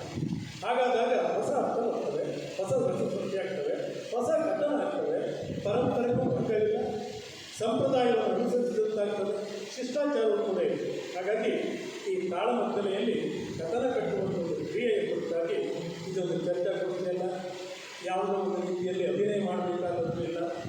ನನಗೆ ತಿಳಿದಿರುವಂಥ ಬೌದ್ಧಿಕವಾದಂಥ ಕಸರತ್ತಲ್ಲ, ಮಾಧ್ಯಮ ಒಂದು ಪರಿಣಾಮದಲ್ಲಿ ಯಶಸ್ವಿಯಾದರೂ ಕೂಡ ಮಾಧ್ಯಮದಲ್ಲಿ ವಿಫಲ ಆಯಿತು. ಯಾವ ಮಾಧ್ಯಮ ಅಂತ ಹೇಳಿದರೆ ಭಾರತೀಯ ಪರಂಪರೆಯ ಒಂದು ಮಾಧ್ಯಮ. ಪರಂಪರೆ ಅಂದರೆ ಸನಾತನ ಹೇಳುವುದಕ್ಕಿಂತ ವಿಶೇಷವಾಗಿ ನಮ್ಮದಾದಂಥ ವಿಫಲವಾದಂತಹ ಒಂದು ನಾಟ್ಯಶಾಸ್ತ್ರ ವಿದೇಶದಲ್ಲಿ ಯಾವುದು ಕಂಡುಹಿಡಿದ ಇದ್ದಾಗ ಸೆರೆಟಿನ್ ಮೈನ್ ಅಂತಂದು ಎಲ್ಲಿ ಬಂತು ಅಂತ ಹೇಳಿದರೆ ಮೂಲತಃ ಹೊನ್ನಾವರದಲ್ಲಿ ಆದದ್ದು. ದಕ್ಷಿಣ ಕನ್ನಡದಲ್ಲಿ ತಗೊಂಡಿದ್ದಾರೆ. ಅದರ ಮಾತು ಕನ್ನಡದಲ್ಲಿ ಬರುವಂಥ ಶಬ್ದ ಹಕ್ಕು, ತಕ್ಕ, ಹೋಗು, ಹಕ್ಕು, ಬಾರು, ಇದೆಲ್ಲ ಶಬ್ದಗಳು ಬರ್ತವೆ. ಈ ಎಲ್ಲ